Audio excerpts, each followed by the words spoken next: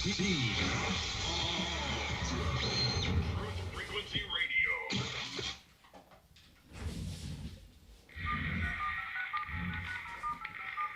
This is not a valid menu. Orange. Condition orange. Situation delta in effect. Please enter your agent number now, followed by the hash key. Don't watch TV. Don't read magazines.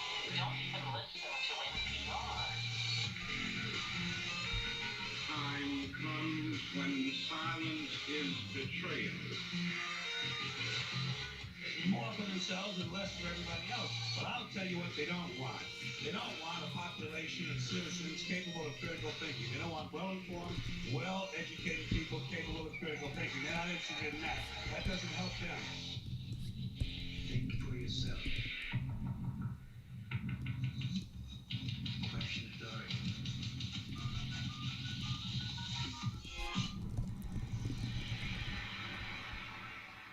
This code has been compromised.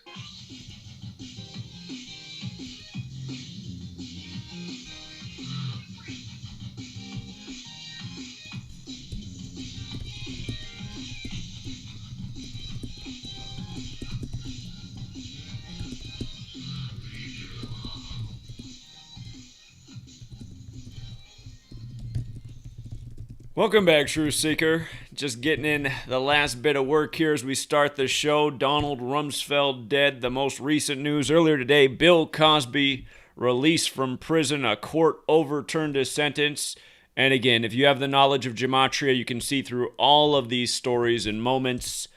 The news of Donald Rumsfeld will begin with the news of his death breaks today. If you read the story, he died yesterday, and he died at age 88.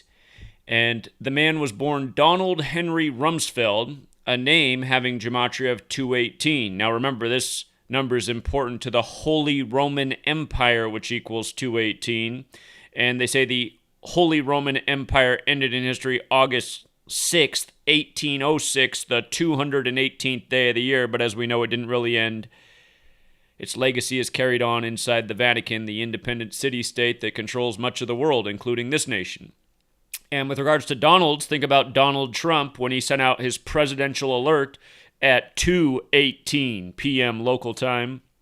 Of course, Zenith of the Alpha, longtime caller, veteran of the Gematria community, for years was documenting the 218 Trump rituals. And back then we were trying to understand what the meaning of this 218 is. Clearly has everything to do with the Holy Roman Empire.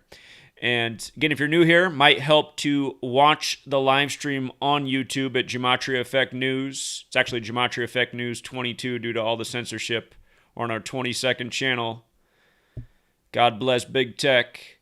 But I'm going to do a little demonstration on screen. Again, Gematria, there's 4 base ciphers with the English language that you want to know. The alphabetic order with the rules numerology, the reverse alphabetic order with the rules numerology. Holy Roman Empire sums to 187 with the alphabetic order, just like George Washington. Washington, D.C. is also 187, so is Society of Jesus, big number with the Jesuits. Holy Roman Empire equals 88 when you use the alphabetic order with the rules numerology. And think about the Jesuit Donald Trump, who's Mr. 88, who performed 1,088 rituals, including being endorsed by 88 generals. And don't forget that the Jesuits are a military order. The name George Washington, of course, is also 88, and his name's also 187.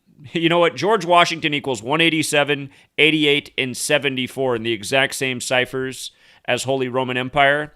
But Holy Roman Empire, 187 with the alphabetic order, 88 with the alphabetic order and rules numerology, 218 when you run the alphabetic order in reverse, like how it supposedly ended on the 218th day of the year, like how Donald Rumsfeld's full name equals 218, he's dead at 88.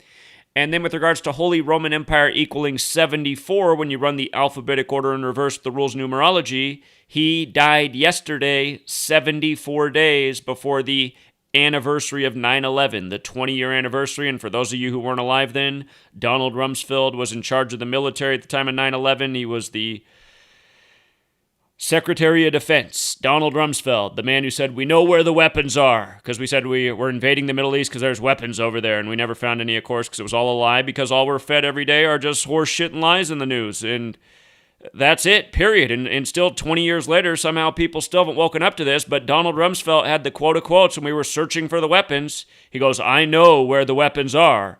They're in the areas north, south, east, and west of Baghdad. So pretty much he said they were everywhere, but at the same time, they were nowhere. But anyway, Donald Rumsfeld, and pardon my French, but Chris Geo said that we're allowed to swear if it's in good taste. I think to say that Donald Rumsfeld was a human piece of shit, I think that's absolutely in good taste. So are all the other scumbags that serve this federal government. And honestly, so are all the people that still think that one party's out for them. You know, again, a lot of POSs in this world and a lot of people who need to wake up and a lot of people who need to come around to Gematria because you can see right through every last thing they put in the news. Case in point, Bill Cosby's in the news today on the 181st day of the year. We always talk about 181, the 42nd prime, and how it comes together with Black History. Black History equals 181 from the start of Black History Month back to Obama's birthday is 181 days. The first black president. 181's the 42nd prime. Cosby Show's 42. Huxtable's 42. That's the family surname in Cosby Show. The N-word's 42. Tuskegee's 42. Slavery's 42. February's 42. Black History Month. N-word's 42. Martin 42. Malcolm X 42. So many 42s in Black History.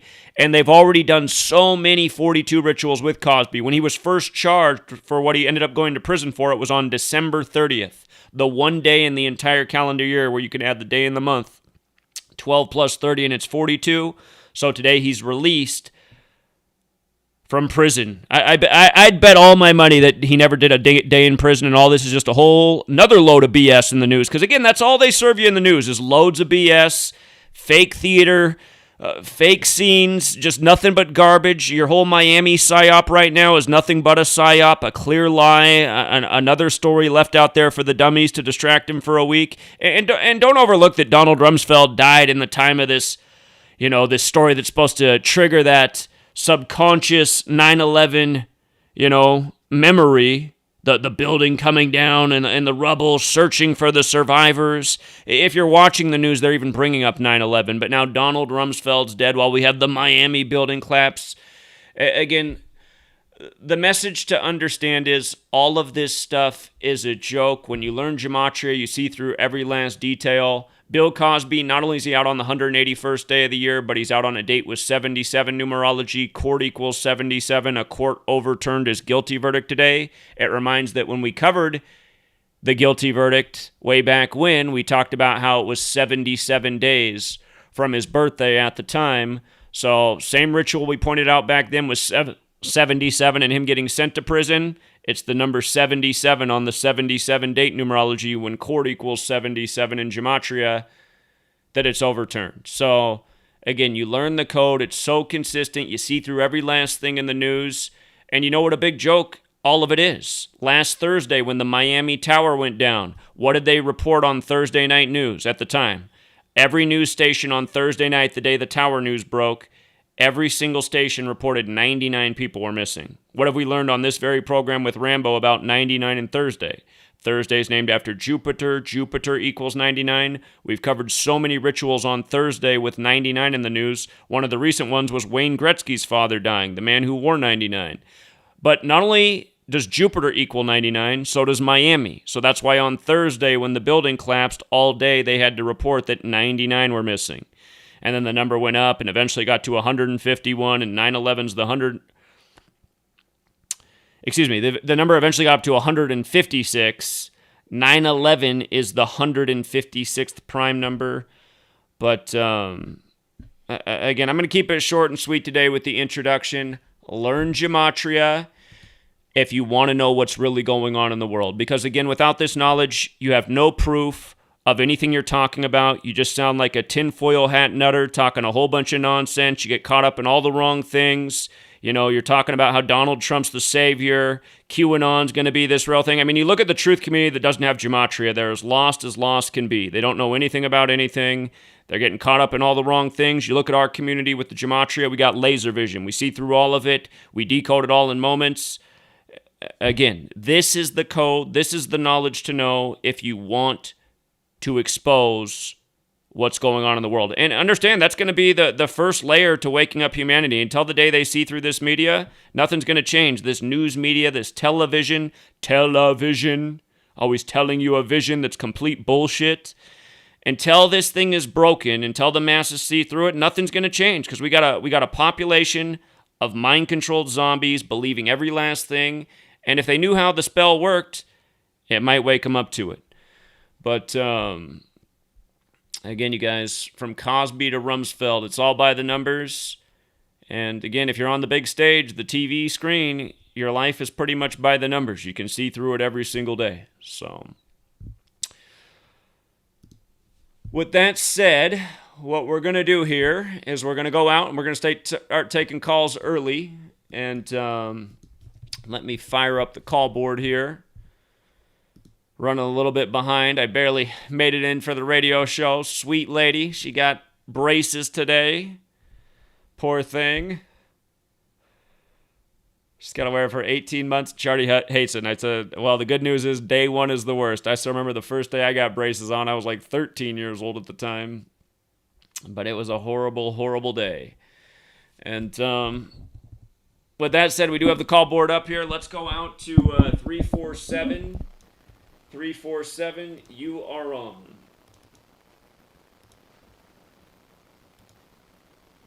347. Maybe 347 is just listening. Well, if that's the case, we will move on. We will go out to Hawaii, 808.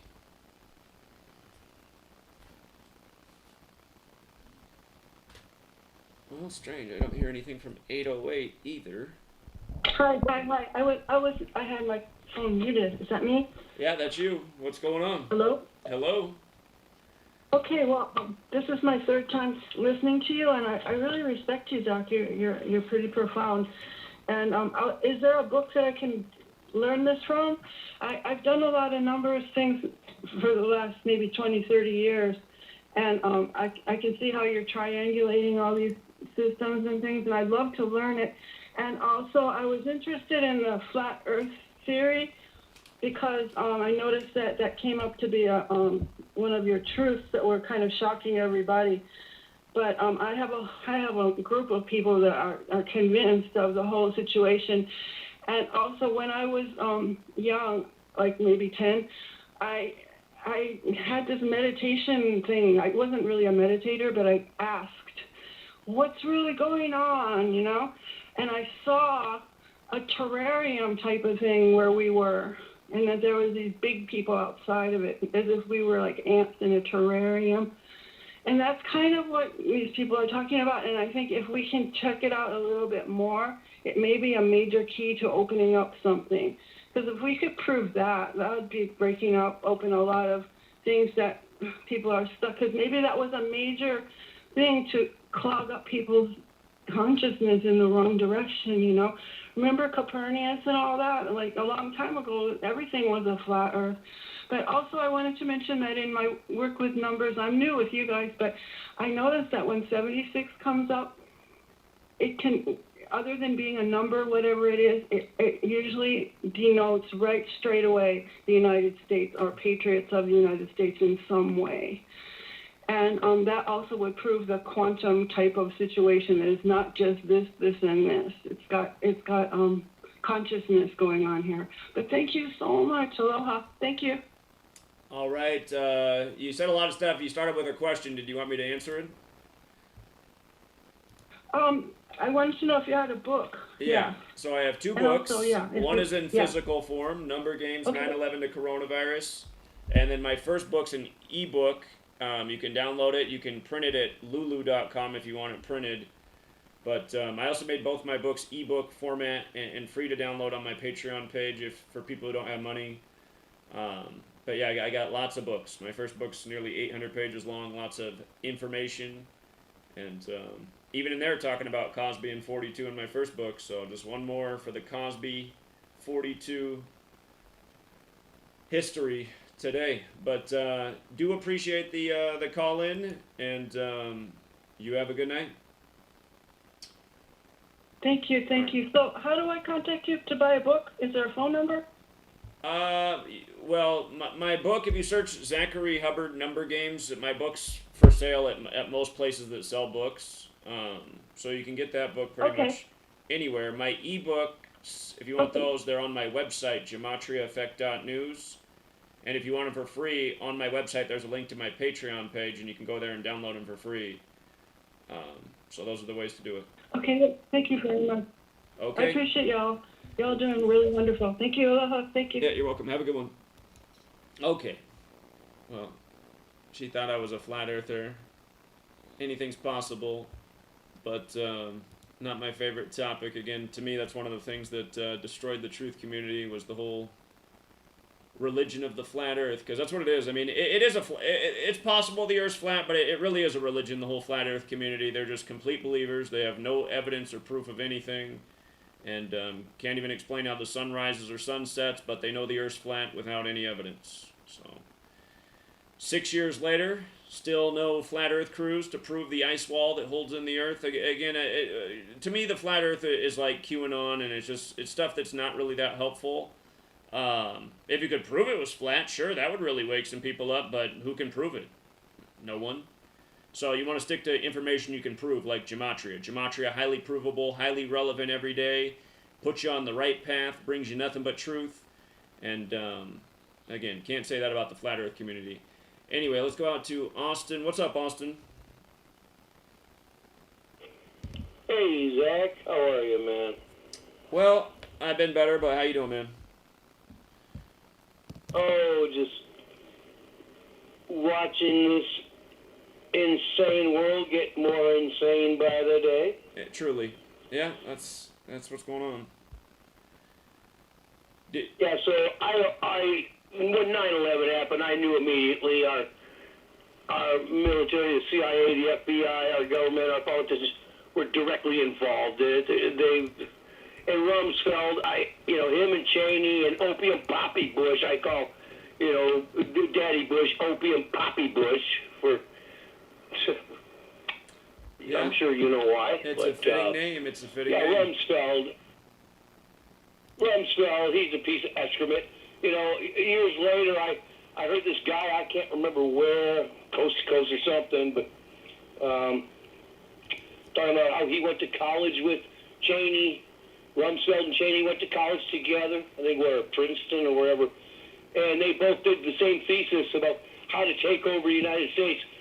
Blow up some buildings and blame it on terrorists that don't exist. Yeah. Yeah. It's just so easy to fool these people that just believe everything that they see on TV when they should know better that it's nothing but lies and fear and paranoia. Same thing with the pandemic. And go take your shot. Exactly. Yeah, go take your damn poison shot too, right? What a joke. Yeah, it is, man. Every last thing is a joke. It's a sick joke, and we're the brunt of it, brother. Not me, not you. We see through it. At least there's some of us that are smart enough to see through it. Yeah, you got it. That's the silver lining. At least some of us, but not nearly enough. Not yet, but yeah. No. I mean, I've been gifted all my life. I've had this sick gift to see through the damn lies. Yeah. It's a gift and a curse in a way. I guess I've had the same thing. So. Yeah, well, if you can get over, you can let it be a curse, but no, not me. Well, good for you. You're a champ. So. Anything else, friend? All right, good talk. Yeah, Cosby. When I was a kid, I had his records. I loved watching Fat Albert, and when all that crap came out about him, boy, it's like I turned on his ass, and it is what it is. Okay. All right, man. Well, I appreciate But you're hanging in there. You have a great rest of your day, friend. Good to hear your voice. All right, brother. Have a good one. Yeah, take care. All right, let's go out to Michigan. What's going on in Port Huron? 810. Hello. Hello. Can you hear me? I can. Awesome. Hey, Zach, it's Otis Wilson. How you doing, man? I'm doing great. I just wanted to call about last week's topic on magic. Yeah. And the hermetics that are used is called Materia Prima. And there's a video that explains it so very well, and I think it's a key component to what you're looking for. And it's on UFO TV, the YouTube channel, UFO TV. And it's called Secret Societies and Flying Saucers. Okay. And explains everything in great detail. Okay. Right from, Ignatius of Loyola to right on up to present day, and it explains how this alchemy works. I see. I just wanted to call in and say that to you. This, like I said, I'm a little bit nervous talking to you, and first time calling, so. Well, you sound great. But anyways, you sound great. I would have never known you were nervous, and I'll have to look into the UFO TV in that program. So, secret societies and flying saucers. Yes, and I'm telling you, you won't be disappointed. It's worth the watch because it'll answer your question to magic. Okay, I'm gonna look for that. I appreciate it. Thank you. All right, Zach. I appreciate you. Have a great night. Yeah, you too. Take care. Thanks. All right, let's go out to Houston. Houston. 832. Hello. Hello. Hey, I'm just enjoying the show, man. Keep up the good work. All right, appreciate you calling in. Thanks for listening. You have a good night. All right, and the brother of Austin out in Michigan. The brother's calling in early tonight. How you doing? Hey, good. How you doing, Zach? Doing well, thank you. Good. That Hawaii caller, that's my friend Holly. She's part of our National Assembly, and we just had a delegate from Michigan go to Hawaii last weekend and help them settle that state. People got to have hope, and I know all the numbers and everything. I believe in you, and that's why I keep coming back. And, I never was a huge fan of the Don, but I know you've said it as well as many others that he is a hell of a lot better than old Biden. And I think old Biden is just Biden our time. I pray to God, if there is a God, I pray to him every day that there is a Q out there going to take that son of a bitch down and the rest of his evil demon cronies. Holly, she's 73 years old, man. That gal is, she's been around the block, man. She's been through hell and back. And she believes in this movement, and she's a seer. So is my brother. He don't believe in anything anymore, but I tell you what, I think you're doing some really incredible work. And I came in when you were saying 77, and I remember all the 9/11 77s that you had, but what did I miss right when you came in, when you opened your show? What were you talking about 77? Just Bill Cosby, because when he got sent to prison, Okay. When he got sent to prison, it was 77 days from his birthday, and court equals 77 the day they ruled him guilty. And then today has 77 date numerology, and a court overturned, and now he's a free man. So, just all repetitive ritual.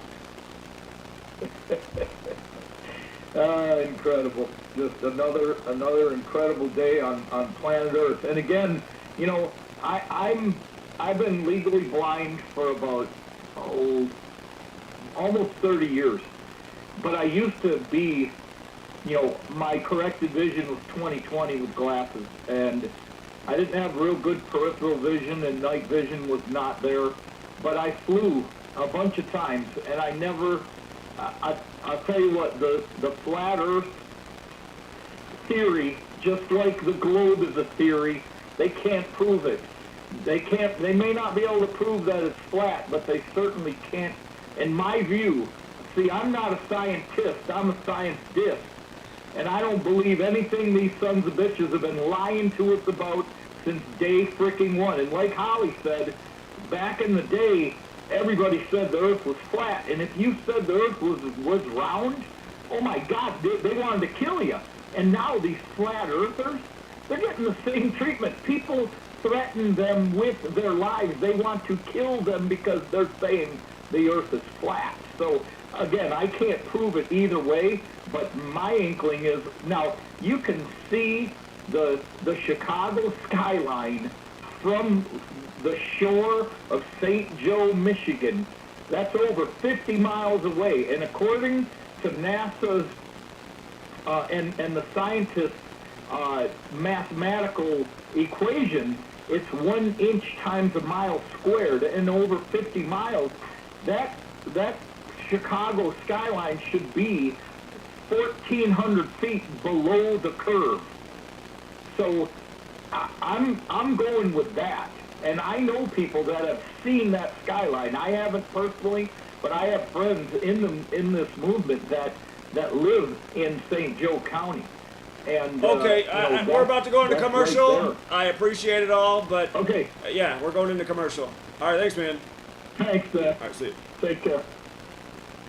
Okay, we got commercial breaks on Wednesday night. The music's supposed to be going right now, but I don't hear any music, so I don't know what's wrong with that. But I don't think the radio show hears us right now. You guys hear me on the YouTube live stream. Maybe it's going to be a night where we don't hear the audio. And if that's the case, I guess I'll just talk through the whole break. Oh, there it is.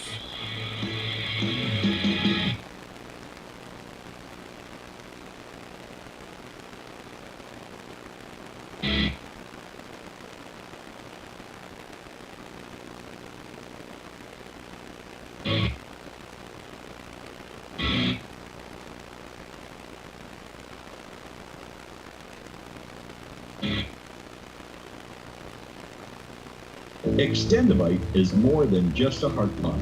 Do you have any of these symptoms? Night cramps in the hands and feet. Your arms and legs often go to sleep. On short walks, do your legs get aches and pains? Is your memory worse than it used to be? Ankles that swell late in the day? Has your blood pressure increased lately? If you answered yes to even one of these questions, you may have early warning signs of arterial blockages. Your body is saying that it is time to take Extendivite. These are not the normal signs of aging. They are the warning signs that accompany blocked arteries. Get your Extendivite today. Extendivite is available in capsule or liquid form for just $69.95 for a 2-month supply. To get started, call 1-877-928-8822. That's 1-877-928-8822 or visit heartdrop.com. Extend your life with Extendivite. Poor water quality is a major health issue, and it's only getting worse. Municipalities can't keep up, standards have dropped, and pollutants are increasing. Where does it all end? It ends by keeping the pollutants outside of your home with HydroCare's advanced systems available at Wave Home Solutions. No less than the best purification materials and processes have been developed by HydroCare to provide you with healthy, clean water for drinking, cooking, and showering. HydroCare far surpasses the competition in removing chlorine, odors, iron, lead, chemicals, limescale, and much more. Don't settle for less when it comes to your water. We'll take care of the toughest water problems for you, whether it's from a city or well source. Satisfaction guaranteed. For more information, call 888-997-WAVE. That's 888-997-WAVE. Or go to bestwater123.com. That's bestwater123.com. Wave Home Solutions for a healthy, comfortable home. Hey everyone, it's Mark Sargent from Strange World, broadcasting live every Tuesday evening, 10 to 12 Eastern, 7 to 9 Pacific, right here on True Frequency Radio. Strange World covers a wide range of topics, from enclosed world theory to lunar waves to the end of the world in film. It's basically doomsday with a silver lining. With the audience as my co-host, we take an optimistic approach to all things conspiracy and promote confidence, hope, and humor whenever possible. If there's a topic you want us to cover or a guest you would like to see interviewed, please email me at msargent23@comcast.net. So please join me and tell your friends about True Frequency Radio, the leader in real radio programming, bringing you quality, cutting-edge broadcasts from around the world.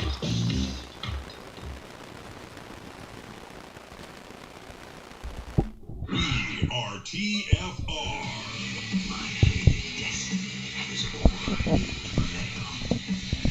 True Frequency Radio.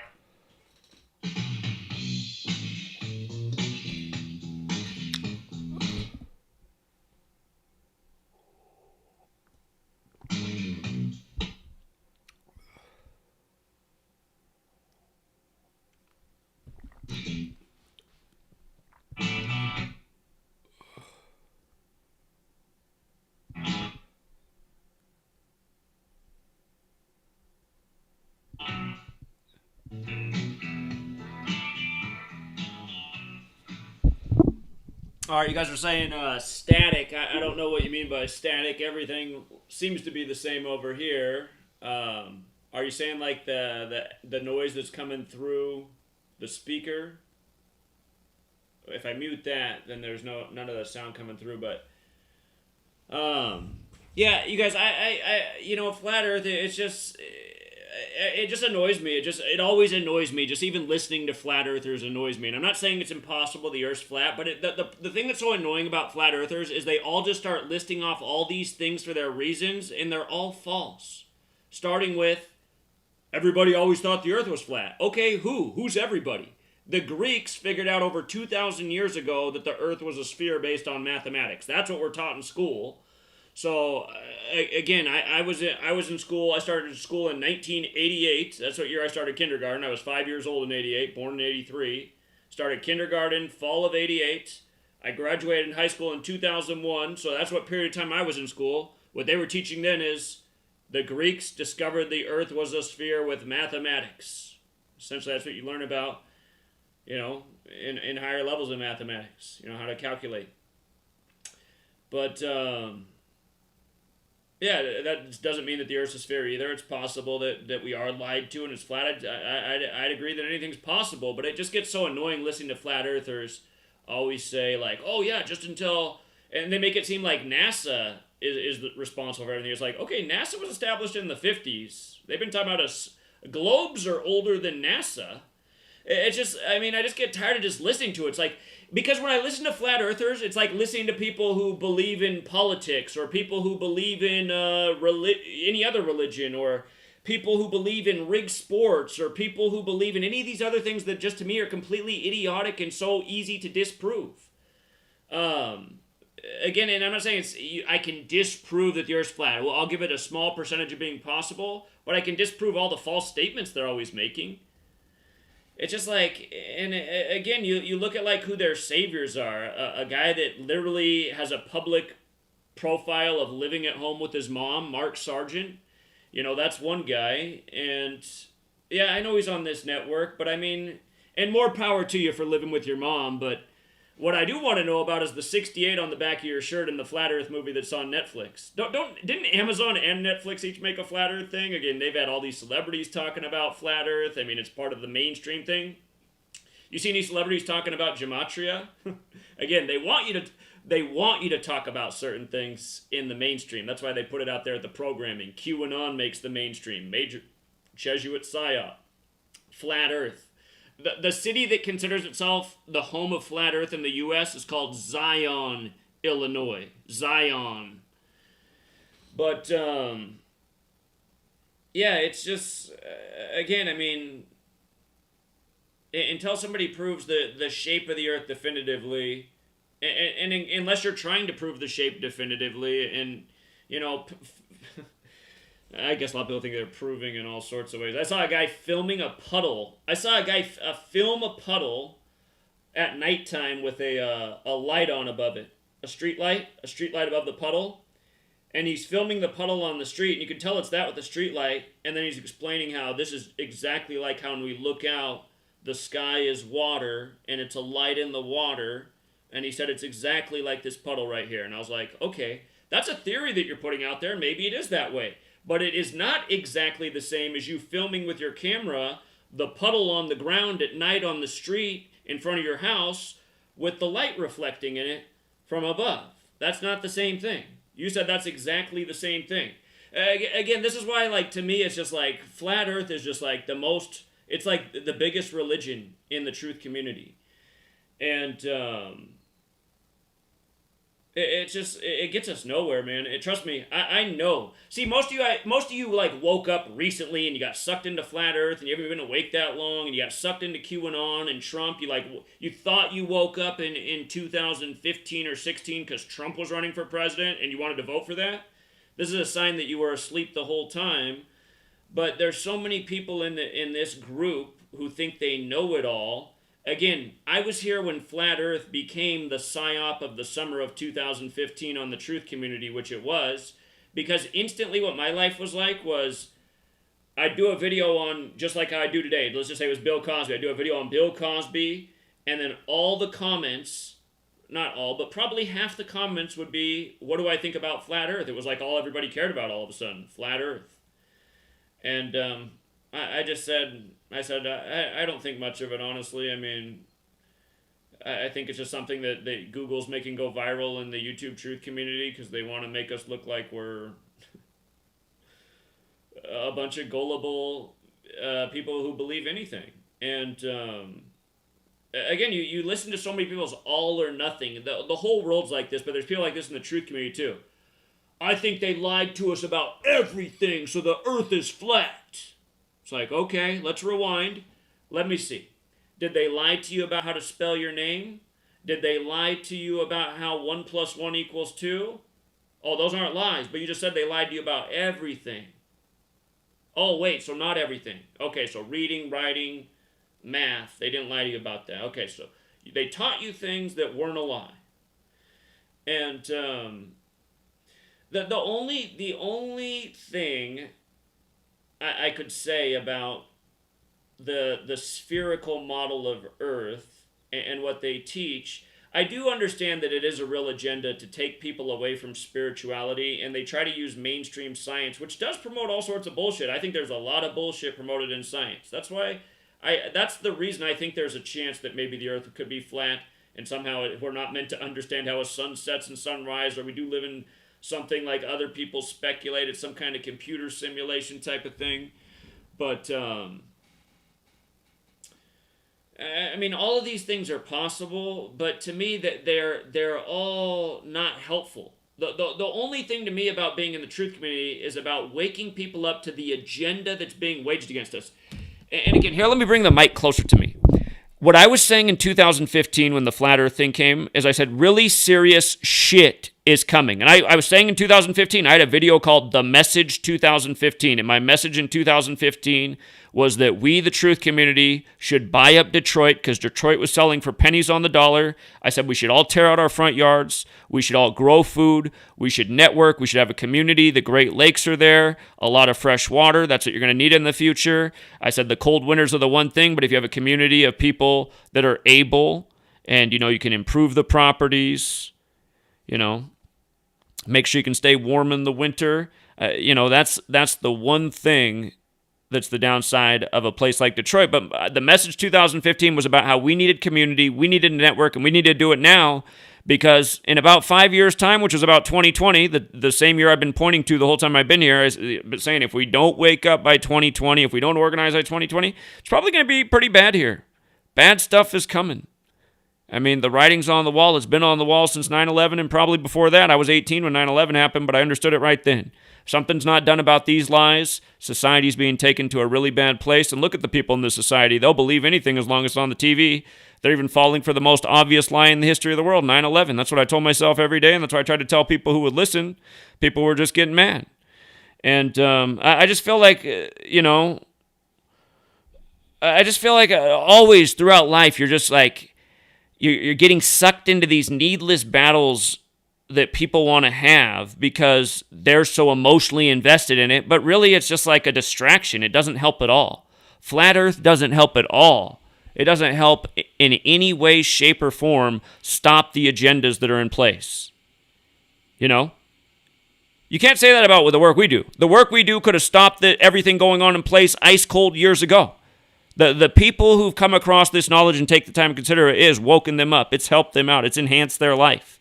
It's made real world changes. Noticeable differences in all sorts of measurable ways. And from financially to intellectually.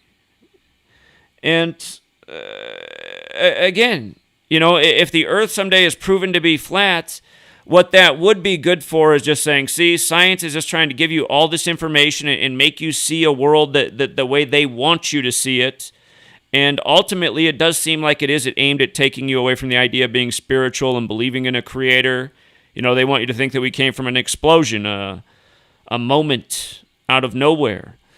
And I get all that. But just to fanatically claim that the earth is flat and just stay stuck on that topic. I mean, almost any time I'm doing a live stream and I finally look at the screen in the chat, I probably have to wait 20 seconds the most before there's some comment about flat earth. I'm just like, God, I mean, just like, there's always some flat earth door-to-door salesman just everywhere.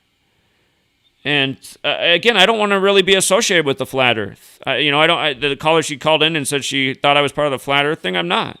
I don't want to be associated with it because I see it as a cancer. In 2015, it came to the YouTube truth community, and it just ate it all up and created all this division. And the thing was, I wasn't even rude at first when it started. I got intolerant of the flat earthers because they were a bunch of assholes. You know? You'd give them a reasonable response. They'd say, I'm not sure the Earth's flat. I don't know how to explain a sunrise and sunset. And they'd leave, globetard. They already had all these names configured. It was like, globetard? That your response to me is I can't explain how the sun sets and rises on a flat Earth and why the objects I see out there are spherical and how you explain seeing different stars in different hemispheres, and your response is that I'm a globetard? Oh, okay. Wow. Oh, you linked me Eric Dubé's video with him dressed up in a dress while all this tranny crap is coming out of nowhere too at the same time as flat Earth. And then you got him giving me false measurements and using false models like the last caller repeated. Again, all these mathematics that say how much far, but again, it's not the right math, you guys. It's not the right math. Chicago is a massive city with huge buildings. I'm not surprised that you can see it from distance. And I'll have to check on how many miles it really is. But Chicago's huge. Again, flat earthers are using all these false things and saying from NASA's own equation. Okay, show me where you got that from. I'm sure NASA only has one math equation out there. But anyway, I got to go on this topic. And you know what? Since we're doing themes this week, tonight's theme can be how has the flat Earth information, I won't refer to it as a psyop to the respect of the people who think it's something else, just like how some QAnon people think it's not a psyop. But what has Flat Earth done for the truth community since 2015? Has it done anything other than divide us and create a needless pitfall, black hole of a subject for everyone to fall into and start regurgitating the same crap? You know, Kyrie Irving, there's one of your flat earthers, paid $30-some million a year to be an actor in the NBA, sitting out the most important games of his career. Again, all this stuff's a mockery, you guys, but again, just all the celebrity, mainstream flat earth stuff, QAnon stuff, I mean, a lot of you think you're awake, but you are not. And, okay. Let's go out to the man of the hour, Rambo, who we missed last week. It's so great to have him back. And Rambo, sorry I'm rambling on here. Let you make up for lost time and take as much time as you need. No rush. Thanks again for your generosity in sharing your platform. I'm sorry about last week. Rambo, it is no problem at all. No problem. As crazy as it sounds, I literally lost track of days. I thought it was Tuesday, but it's happened before. That's okay. That's what happens. That's what happens when you're overthinking. I'm kind of an overthinker. That's what kind of enables me to do decodes. But that's just the downside of being able to just having an active mind. I just lost track of days. Sorry about that. All things good and bad. Yeah, so I'll talk about the major issue in the news is the partial collapse of the condo in Florida, in the suburb of Miami. So again, last week I was doing not last week, 2 weeks ago I did a decode on the 6/12, June 12th, and the hard Valentine's Day after the soccer player Christian Eriksen had the heart condition on the field. Well, I actually have a part 2, part 3 to that, but I still had the asphyxiation ritual, which I did. I talked about the asphyxiation. I did part 2. I've got more to that as well, so it's kind of like a backlog. And this is going to have multiple parts too. I have so much on this that I can't possibly do it all tonight. And even if I did, it would be so much information, nobody would remember what I said in the beginning. But this is part 1. This is just part 1. But I want to start with a quote from Manly P. Hall. I love this quote. It's a great quote from Manly P. Hall. You've talked about Manly P. Hall, how he talked about Gematria. This is a quote. When the human race learns to read the language of symbolism, a great veil will fall from the eyes of men. But he's emphasizing the importance of symbolism. When you see events in the news, popular culture, politics, sports, you have to recognize the symbolism. I'm talking about like the symbols of Jupiter in the NFL. Jupiter is the tiger, so the Bengals. Jupiter is the lightning bolt. The Chargers. Jupiter is the eagle. So you have 3 Jupiter symbols in the NFL, and I've shown how last year matchups between those teams were all lined up with Jupiter. So this is what Manny P. Hall is talking about. You have to recognize symbols. They're everywhere and what they mean. So this is what this is based on. In this collapse, there's a major symbol here. So the Champlain Towers South building, that's what it's called. The Champlain Towers South building in Surfside experienced a collapse on June 24th, 2021. The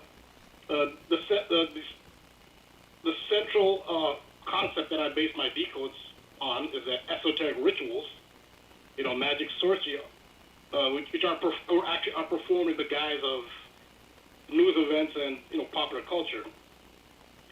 But they are all sub-rituals to a greater, broader, overarching theme. So if this is a ritual, I always look for what is the greater overarching theme. Very few of these rituals are just rituals unto themselves. Some might be, but I look for ones that there's a pattern. There's a broader pattern that seems to be a greater overarching theme to these, and this is one of them. And this is the biggest news, and one of the biggest stories in the country at the moment. Before Donald Rumsfeld died, but one of the most conspicuously evident esoteric themes and symbols, and it's also one of the most powerful and vivid across multiple ancient mystery traditions, is the Twin Towers, the Twin Pillars. Twin symbolism is one of the most powerful, going back thousands of years, to a variety of mystery traditions. Well, that's here again.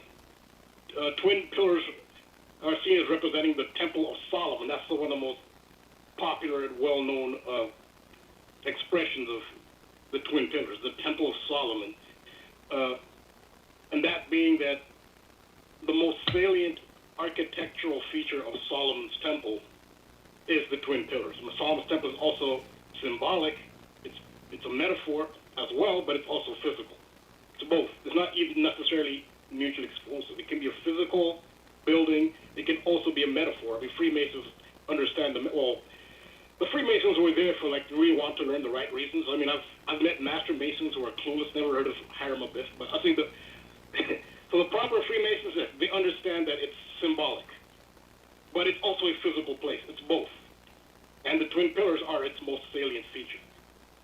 So this brings in Freemasonry, and as you pointed out in your decode, what this has to do with Freemasonry as well, Twin Pillars. So the building that collapsed is part of a condominium complex called the Champlain Towers. Rambo, maybe we should make that point clear. For people who aren't aware, the Miami Towers collapsed last week on June 24th. or the building collapsed June 24th, which was Freemasonry's birthday. Modern Freemasonry was established June 24th, 1717. This year, it happened to have 17 date numerology, and the word Mason itself equals 17. Again, it was established June 24th, 1717. This nation was established 59 years later, the 17th prime, which is a whole other discussion. Freemasonry equals 59 as well. 59, the 17th prime, Mason 17. So anyway, this building collapse happened on Masonry's birthday, and of course, Masons historically are the builders. Yeah, I was going to go more into Freemasonry. But yeah, thanks for adding that. I wasn't going to add all those details. So, yeah, so the building that collapsed is part of a condominium complex called the Champlain Towers that contains Champlain Towers North, Champlain Towers South, and Champlain Towers East. Now Solomon's Temple, it faces the east. So the entrance faces the east. So the pillars they're flanking the entrance. The pillars of Solomon's Temple are north and south.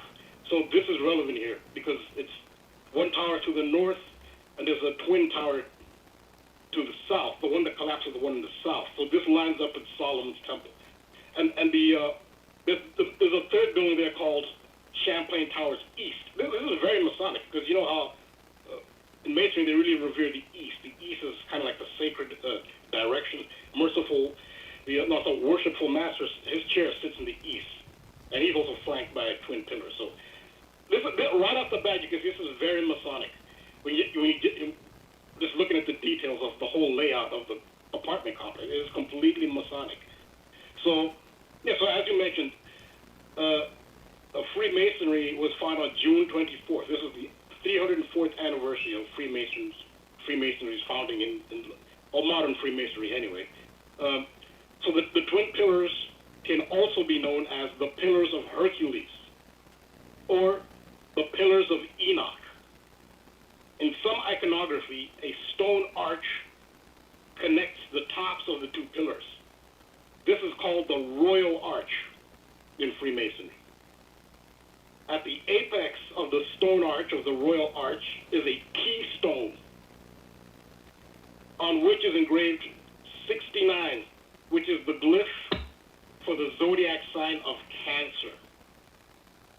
So the date of the Freemason anniversary, which is June 24th, and the partial collapse of the Champlain Towers south, it falls under the tropical zodiac sign of Cancer.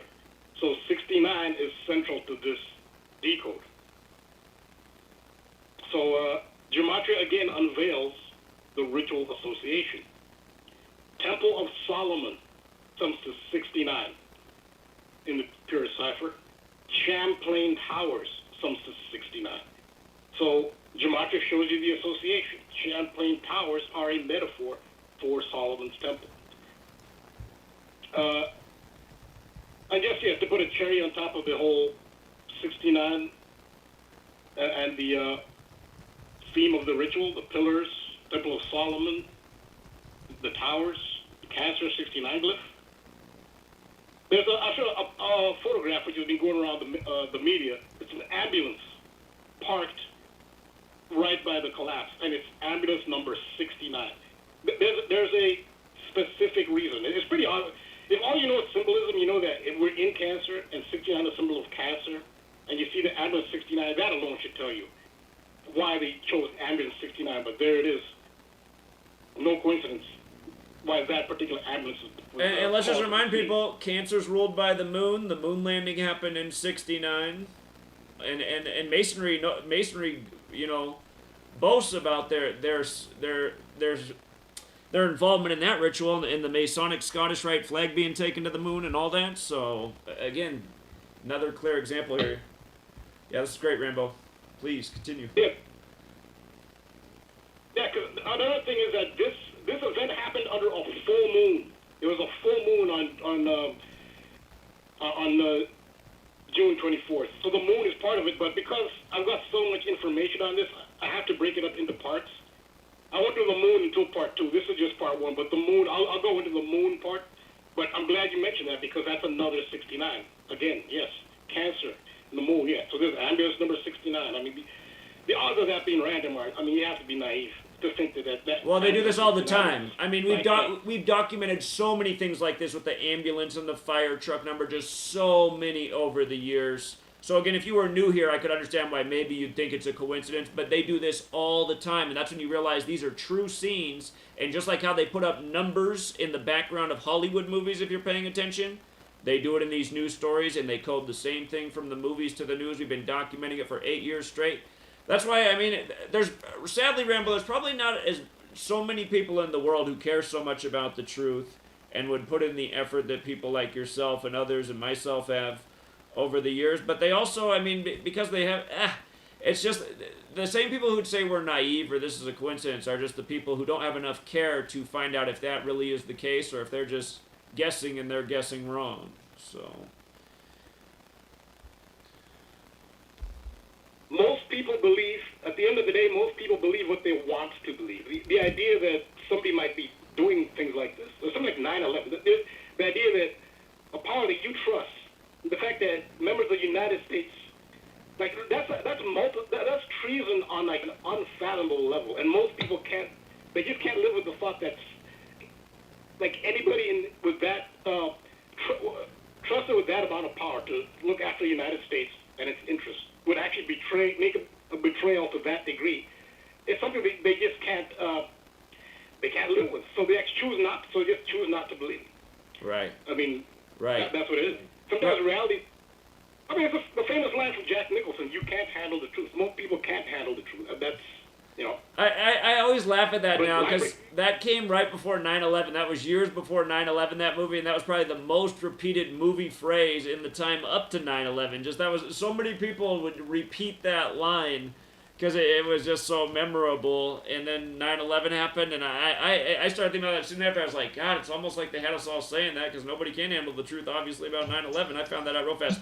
We'll be right back, everybody, and I'll try to be more quiet when we come back. Rambo's got another brilliant one.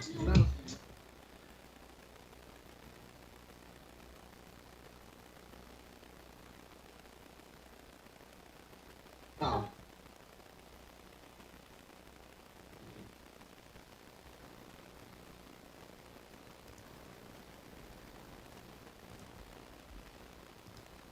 Hi, my name is Ella, and I'm 10 years old. I'm one of the millions of children born to parents suffering from the sheeple virus. Symptoms include the inability to think for oneself, the attention span of a goldfish, and a strong belief in government and the mainstream media. It is estimated that 1 out of every 2 children are being raised by parents infected with the sheeple virus. But there is a cure. For as little as 19 cents per day, you can become a TFR supporter and help children like me get their daily dose of truth. Together, we will make sure every child has protection from deception. A Native American realtor doesn't believe in his job. It's the Onion Radio News. This is Doyle Redland reporting. Full-blooded Cherokee realtor Dale Two-Blood said today that while he has faith in the homes he sells, he privately clings to the long-held Indian belief that land can neither be bought nor sold. Despite Mr. Two-Blood's recent attempts to move a 3-acre colonial, owners of Great Spirit Bear Realty say Two-Blood sales have been consistently slow. His problem is he spends most of his time in the smokehouse waiting for visions and not enough time just pounding the pavement. Great Spirit Bear Realty owner Chief Ben Runningwolf. The disbelieving Two-Blood has reportedly been on thin ice ever since selling a 2-story Victorian for a handful of fees. Aromatherapist Brandy Reinhardt misdiagnosed several patients today, ignoring the impact of her own powerful falafel stench.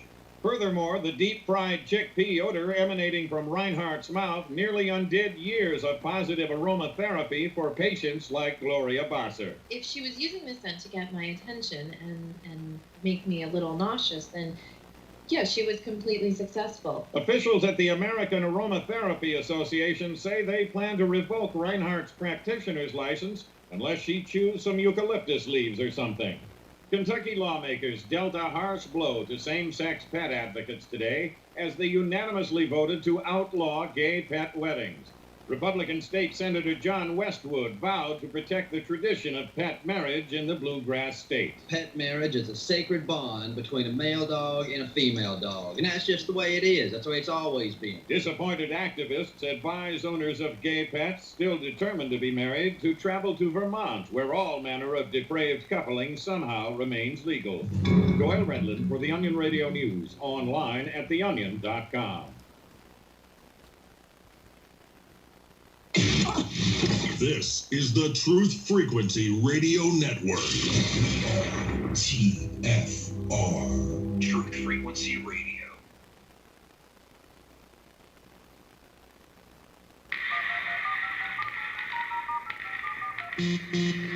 Condition orange. Condition orange. Situation delta in effect. Please enter your agent number now, followed by the hash key. Create culture. Don't watch TV. Don't read magazines. Don't even listen to NPR. Time comes when silence is betrayal. More for themselves and less for everybody else. But I'll tell you what they don't want. They don't want a population of citizens capable of critical thinking. They don't want well-informed, well-educated people capable of critical thinking. They're not interested in that. That doesn't help them. Think for yourself. Question authority.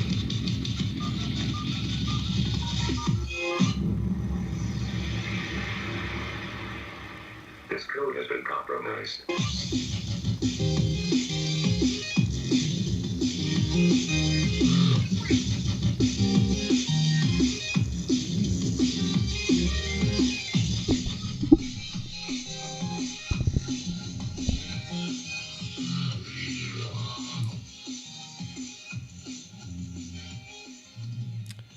All right, we're back, Truth Seeker.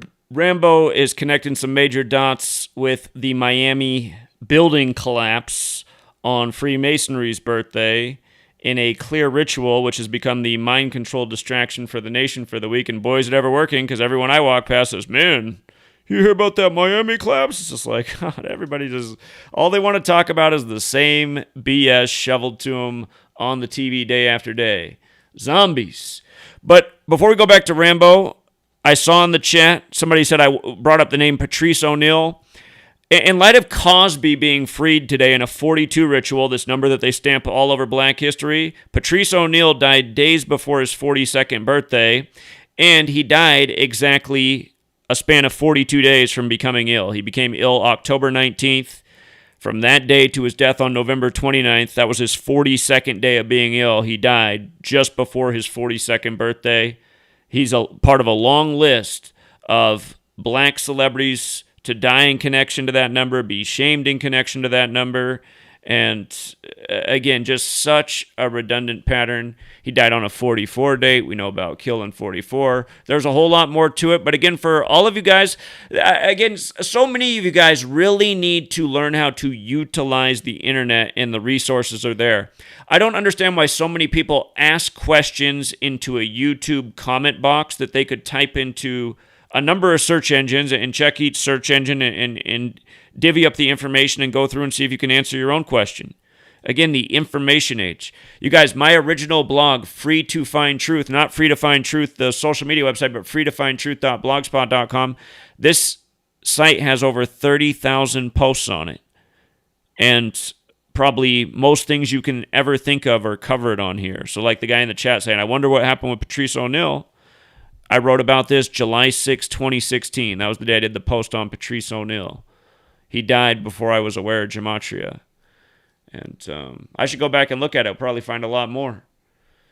So, but again, almost anyone you can think of, I covered them on my, if not on my current website, GematriaEffect.news. That's another great place to search. If it's not there, it's probably at freetofindtruth.blogspot.com.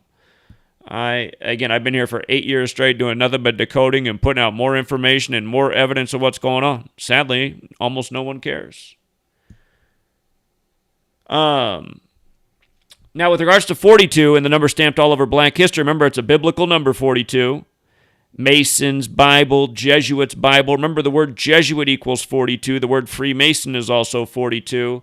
And Rambo, when you get into the next part of your presentation, did you notice that Champlain Towers equals 177, 69, and 84, just like the Jesuit order? It's also got a 228 in it, like death in the United States of America, the nation that's always fixated on death one way or another, nation that was born out of a genocide. But, yeah, the moon, the Freemason connection, brilliant already. And Champlain Towers also equals 84 like Masonry and Jesuit. But, yeah, I see that in the next part you're going to get to the destruction of the temple ritual. And do you think maybe this is signaling who's responsible for the destruction of the temple? So we know they've been doing some big Jesuit rituals at the temple there in Israel and at Al-Aqsa Mosque. But all right, let's go back to Rambo, and I will try to keep the lips zipped as he goes through the rest of this. All right, Rambo, you're back on. Oh yeah, you mentioned a lot of stuff. I mean, it's hard to stay on track, but you were talking about who is destroying the temple. An important thing to know. Well, we know who destroyed it. It was Babylon and Rome, which I'm going to mention in this article. Babylon and Rome destroyed the temple. But who did Babylon and Rome venerate? Again, like the Manly P. Hall quote I said, I quoted, the Manly P. Hall explained, if you understand symbols, the veil will be lifted from your eyes. What is the most prominent salient symbol of Babylon and Rome? It was the eagle. And what does the eagle represent? It represents Jupiter, Zeus. In Babylon calls it Enlil. That's the eagle. That's who destroyed the temple. And that has everything to do with this. You've done your decals. You saw how Jupiter's all over this. So I'm going to get into that. That's who destroys the temple. And you mentioned 177, the Champlain Towers sums to 177. Multiple words have, the same value. I'll get this at another point. That actually would tie into my asphyxiation when I did the whole series on the asphyxiation ritual. Now, 177 also means something else besides the Jesuit order, and it shows up in rituals that involve Mercury. And Mercury rules Virgo and Gemini, which is related to 9/11. I'll explain that here. 9/11 happened under Virgo. Twin Towers, a symbol of Gemini. Virgo and Gemini are ruled by Mercury. Mercury is seen as it's the polar opposite of Jupiter. I want to get into that, but 177 is related to, you'll see it in rituals that are related to Mercury. And so not just in general Jesuit order rituals.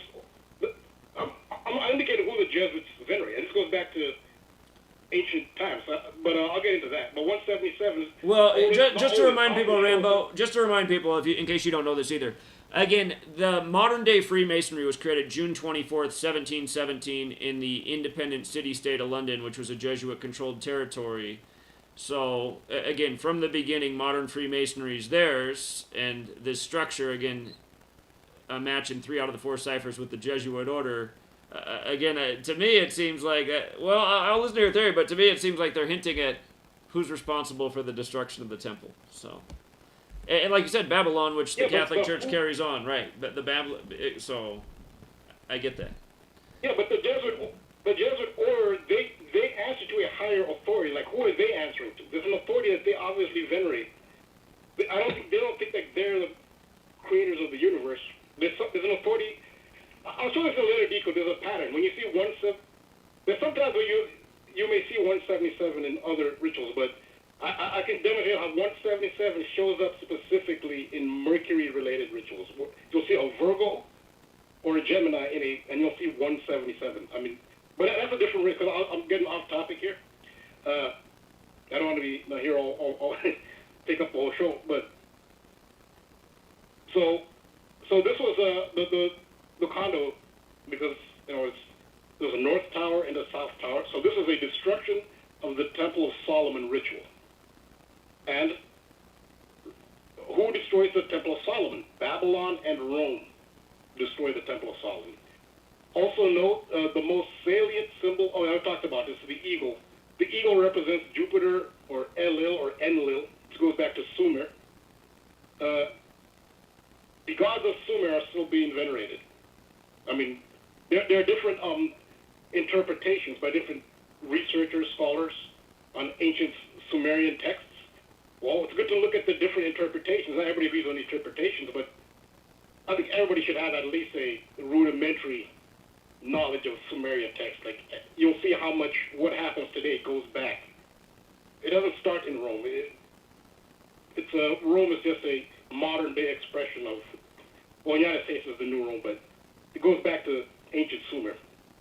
Right. So destruction of the temple theme is also seen in the Bible's Old Testament, but this was not the Temple of Solomon. In this case, it is the Philistines' temple to Dagon or Dagon that was destroyed when Samson brought down the twin pillars. So this is a reversal. This is this is the famous incident where in the Bible, everyone knows this story, where Samson, with superhuman strength, brought the whole temple down. That was the temple to Dagon. And I give acknowledgement here to Anthony C. Davison. Again, he's he's the best commenters. Talk about someone who has on a YouTube channel, this guy, Anthony C. Davison. But he's the one who pointed this out to me. He didn't even know that I was doing a decode that involved the number 69 and all that. He just offered this and he just dovetailed with what I was doing.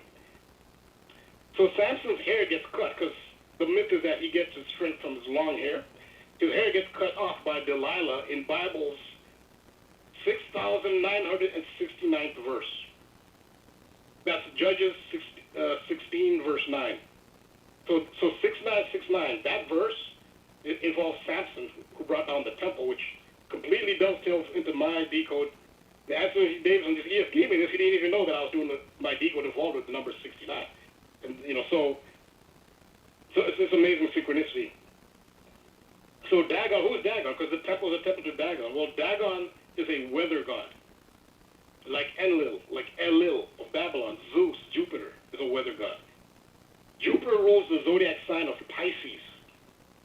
The sign of Pisces is a fish. Dagon is a fish god. In fact, Wikipedia explicitly states that Dagon became Zeus. A quote from Wikipedia, and Dagon, after he discovered grain and plow, was called Zeus. So that temple that the Philistines were worshiping that Samson brought down, that was a temple to a different original incarnation of Zeus, Jupiter. So that would make sense why it would happen on Thursday. Yeah, that's part of the decode. I mentioned that too. So, this is kind of reversal because the top Temple of Solomon was this twin pillars. Twin is Gemini. Gemini is ruled by Mercury. The Dagon is kind of reversal where Jupiter's using the twin pillars, but that's how it works with opposites, polar opposites. They sometimes use each other's symbols. That's a little bit more. It can be confusing, but that's the way it works. So the 71 is a big number here when you're talking about Jupiter and Zeus. The date numerology for the collapse, June 24th, 2021, was a 71 date numerology. 6 plus 24 plus 20 plus 21 comes to 71. I put a really long list for 71s. Its relation to Zeus, Jupiter, Enlil, the Catholic Church. It's a really long list, but I'll give you part of it here. Zeus sums to 71. The Hebrew word for Jupiter is Tzedek, and it can be spelled Tzedek, Tzedek. It sums to 71. If you write out the day, June 24, it sums to 71. Jupiter rules Pisces. Pisces sums to 71. Babylon sums to 71. Temple sums to 71. Building collapse sums to 71. Champlain Tower South, that almost entirely collapsed, represents the Masonic pillar of Yakima. And the Kabbalistic pillar of Chesed, or the pillar of mercy. Mercy sums to 71. Pillar of Yakin sums to 71. The World Trade Center North Tower was bombed in 1993 on a date in Pisces, February 26th. The North Tower is the pillar of Boaz, or the pillar of severity. That's the pillar of Geborah in Kabbalah. It was called One World Trade, which sums to 71. So different rituals, I guess, they take, one ritual bombs the North pillar, the other ritual destroys the South pillar, so, you know, another one destroys both of them. One World Trade sums to 71. That was the North, this is the North pillar in 1993. So the time of that bombing in 1993 was 12:17 p.m. That's noteworthy because 12:17 as a date is December 17th. And that's the birthday of the first openly Jesuit Pope, Saturnalia. Francis. Saturnalia. Saturn's 93. It happened in 93. Yeah, and the birthday of December 17th makes the Pope a Sagittarius. Sagittarius is ruled by Jupiter. Again, there's the common theme throughout this. So the 1993 World Trade Center Tower 1 attack was on February 26th, a date written 226. Sacrifice to Zeus sums to 226. Sacrifice to Zeus sums to 71 in different ciphers. The Surfside, Florida Champlain Towers South collapse occurred on a Thursday, which is a date named for Jupiter.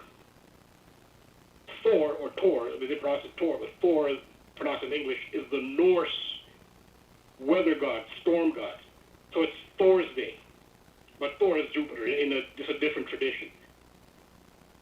The 24th day of the month was appropriate for the ritual because it's June 24th. 24 is the glyph for the planet Jupiter. It looks like a 2 and a 4 melded together. So 24 is used very often in Jupiter rituals. The 2024 Olympics will be in Paris. 2024. This is a big year for those in power. If you look up the logo for the 2024 Olympics, well, first be familiar with the glyph for Jupiter, because the logo for the 2024 Paris Olympics is a Jupiter glyph. And the Olympics, you know who the Olympics venerate? They venerate Zeus, who's the god of Olympus. It's right there on the Olympic logo. This is what Manny P. Hall talks about, recognizing symbols. How Zeus, the Jupiter veneration is going on right now. Then there's also the magic square of Jupiter. Every planet, the moon, and the sun has a magic square. So the magic square of Jupiter it's a 4x4 square. But the sum of all the values of each box in the square is 136. So 136 is a major Jupiter number. But that's where you took up magic square of Jupiter. And why is that significant? Because the Champlain Tower South had 136 units. The twin buildings, North and South Towers, because they're identical, almost identical, they were each 12 stories high. 12 is another Jupiter number. Rambo. Because the orbital cycle. Rambo, is your source for the 136 rooms Wikipedia? Yeah, it's a mainstream source, so yeah, it's Wikipedia. Yeah, I'm just gonna say I wouldn't. I was just gonna say I wouldn't link Wikipedia though, because Wikipedia changes their numbers all the time. I'm not saying it's wrong. I just know at first when it happened, they all reported that there were 130 rooms, and it happened at 1:30 in the morning. And I thought that was curious because at the time Miami in baseball was playing Washington, and Washington's the 130. Washington equals 130 in the most simple cipher. They do a lot of rituals with that number, especially in Washington State here as well. But, so, and the media changes their numbers as well. But I just gonna say, I would link an article from now on just because Wikipedia, 4 months you might go, 3 weeks you might go there and they might have a different number of rooms. Wikipedia shifts around their stuff a lot. That's all I was gonna say.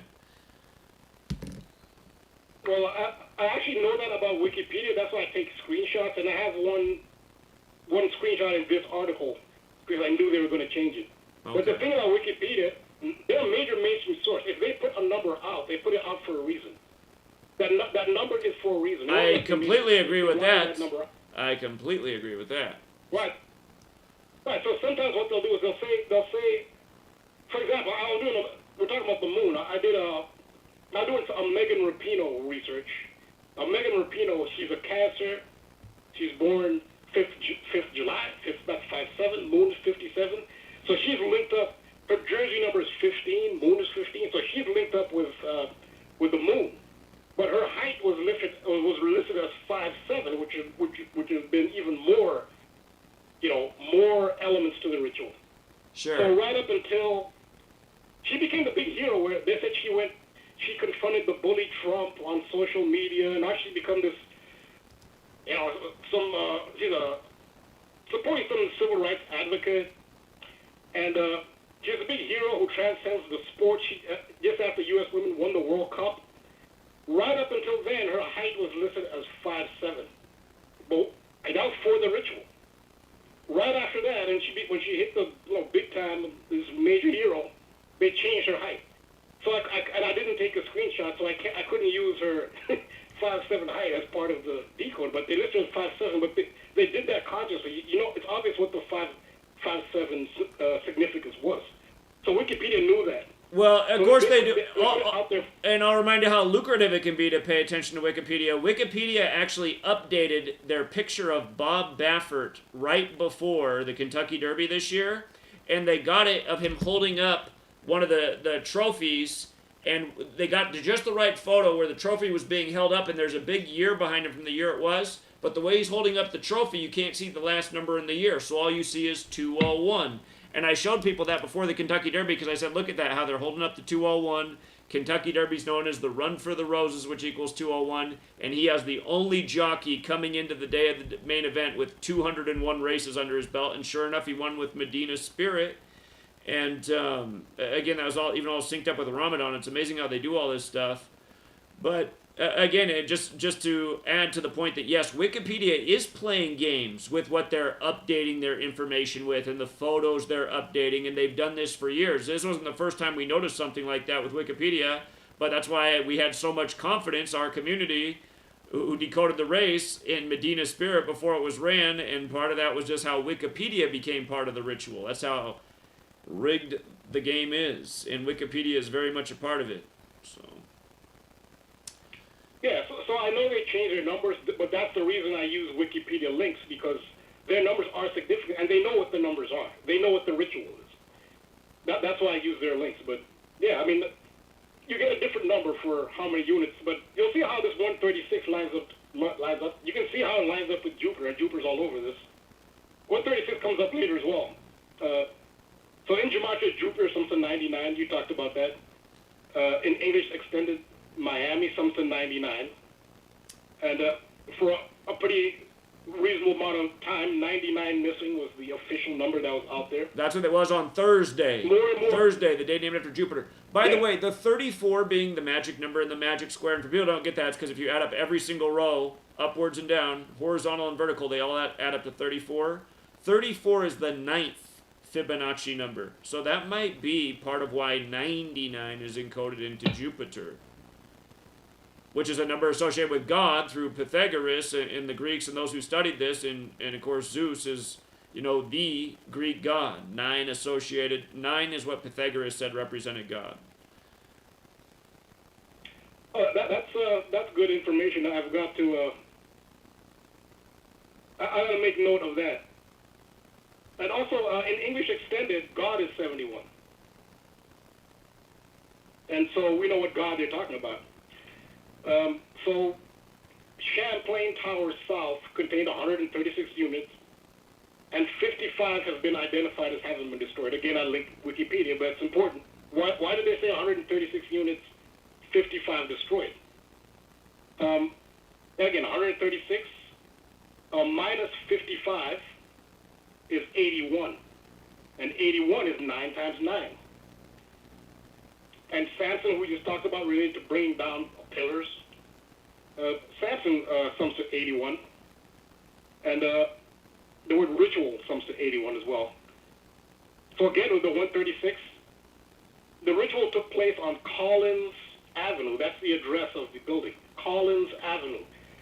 And I showed a picture of the street sign. The way Avenue is abbreviated AV. It could be AVE, but no, they have it as AV. Collins AV. There's a picture of the street sign here. Collins AV in Gematria is, in reverse order, it's 136. And reverse Pythagorean, it's 55. There's your 136 and 55. Collins Ave. The way it's spelled. So Wikipedia knows. That's why this is why I linked to Wikipedia. That's also why I take screenshots just in case they change their. Which I'll show you later in the article. I actually did that. They did change it, but I got the screenshot. So they use the phrase sister towers to describe the north and south tower. Sister tower sums to 55. The way Collins Ave sums to 55. 55 units destroyed. Then there's a 9/11 119 theme here. I mean, it's also obvious what the parallel is. So the collapse happened at 1:30 a.m. is the official time, which is 1:30. 1:30 in the morning sums to 119. Destruction of Solomon's temple sums to 119 in the same cipher, the purest cipher. And Rambo, Pythagorean. maybe you get to it, but I just got to make sure you're not overlooking it. 1:30 in the morning is the 90th minute of the day. When you run it in reverse, Jupiter is 90, so is Miami. They're both 90 in the same cipher, 90th minute of the day, which breaks down to 9. And with regards to... I didn't include it. I was going to say, with regards to 9 being related to God, in Gematria, God equals 55. 55 is the 10th Fibonacci number. That's supposed to be the mathematical sequence of God, the Fibonacci numbers. And Fibonacci equals 55. Numerology is 55. 55 is the 10th triangular number, the 10th Fibonacci number. God's 55, the big way, 10 the small way. Jupiter, Greek god, the god of the Greeks. So I just see how all this comes together through God and playing God. Hold on, we'll be right back, you guys. Quick break.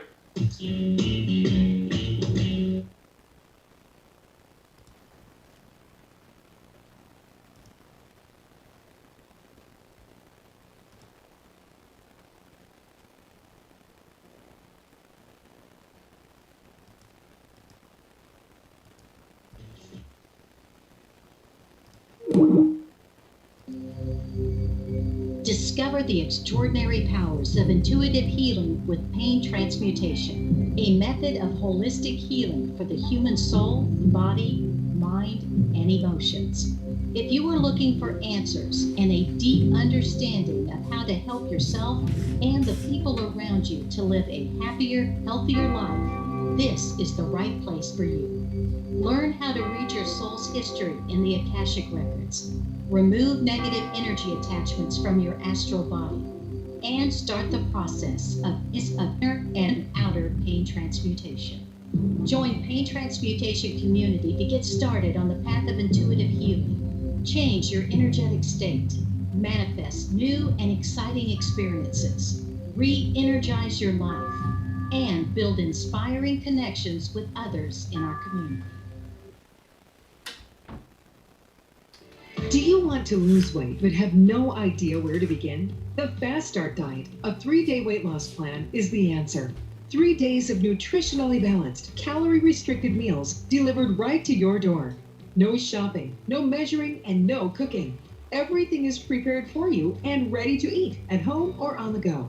The Fast Start Diet has all the amazing benefits of intermittent fasting without starving. We've helped thousands of people who have struggled to reach their weight loss goals. Isn't it time we helped you?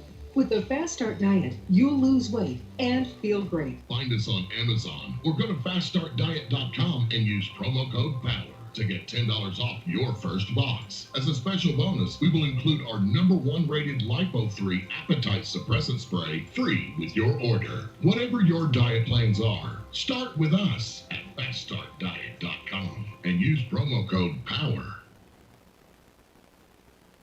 For 5,000 years, the world was ruled with wooden ships by one man. 242 years ago, a small group of free men crafted a new nation built on liberty and freedom. Global elites have been fighting to destroy this new nation called America ever since. Based on actual events, Charm of Favor tells a true story of how they corrupted the election system. They infiltrated federal agencies and murdered witnesses, judges, and even presidents to keep from being caught. Now, the largest and wealthiest crime syndicate the world has ever known has been drawn out of the shadows. They have killed hundreds of Americans and recently attempted to assassinate half our congressmen. Still, they escape arrest through an almost supernatural charm of favor. Read Charm of Favor and be prepared to open your eyes to what may lie just around the corner. Charm of Favor is available on Amazon and Barnes & Noble. No hate, no hype, no fear. We are TFR Frequency Radio.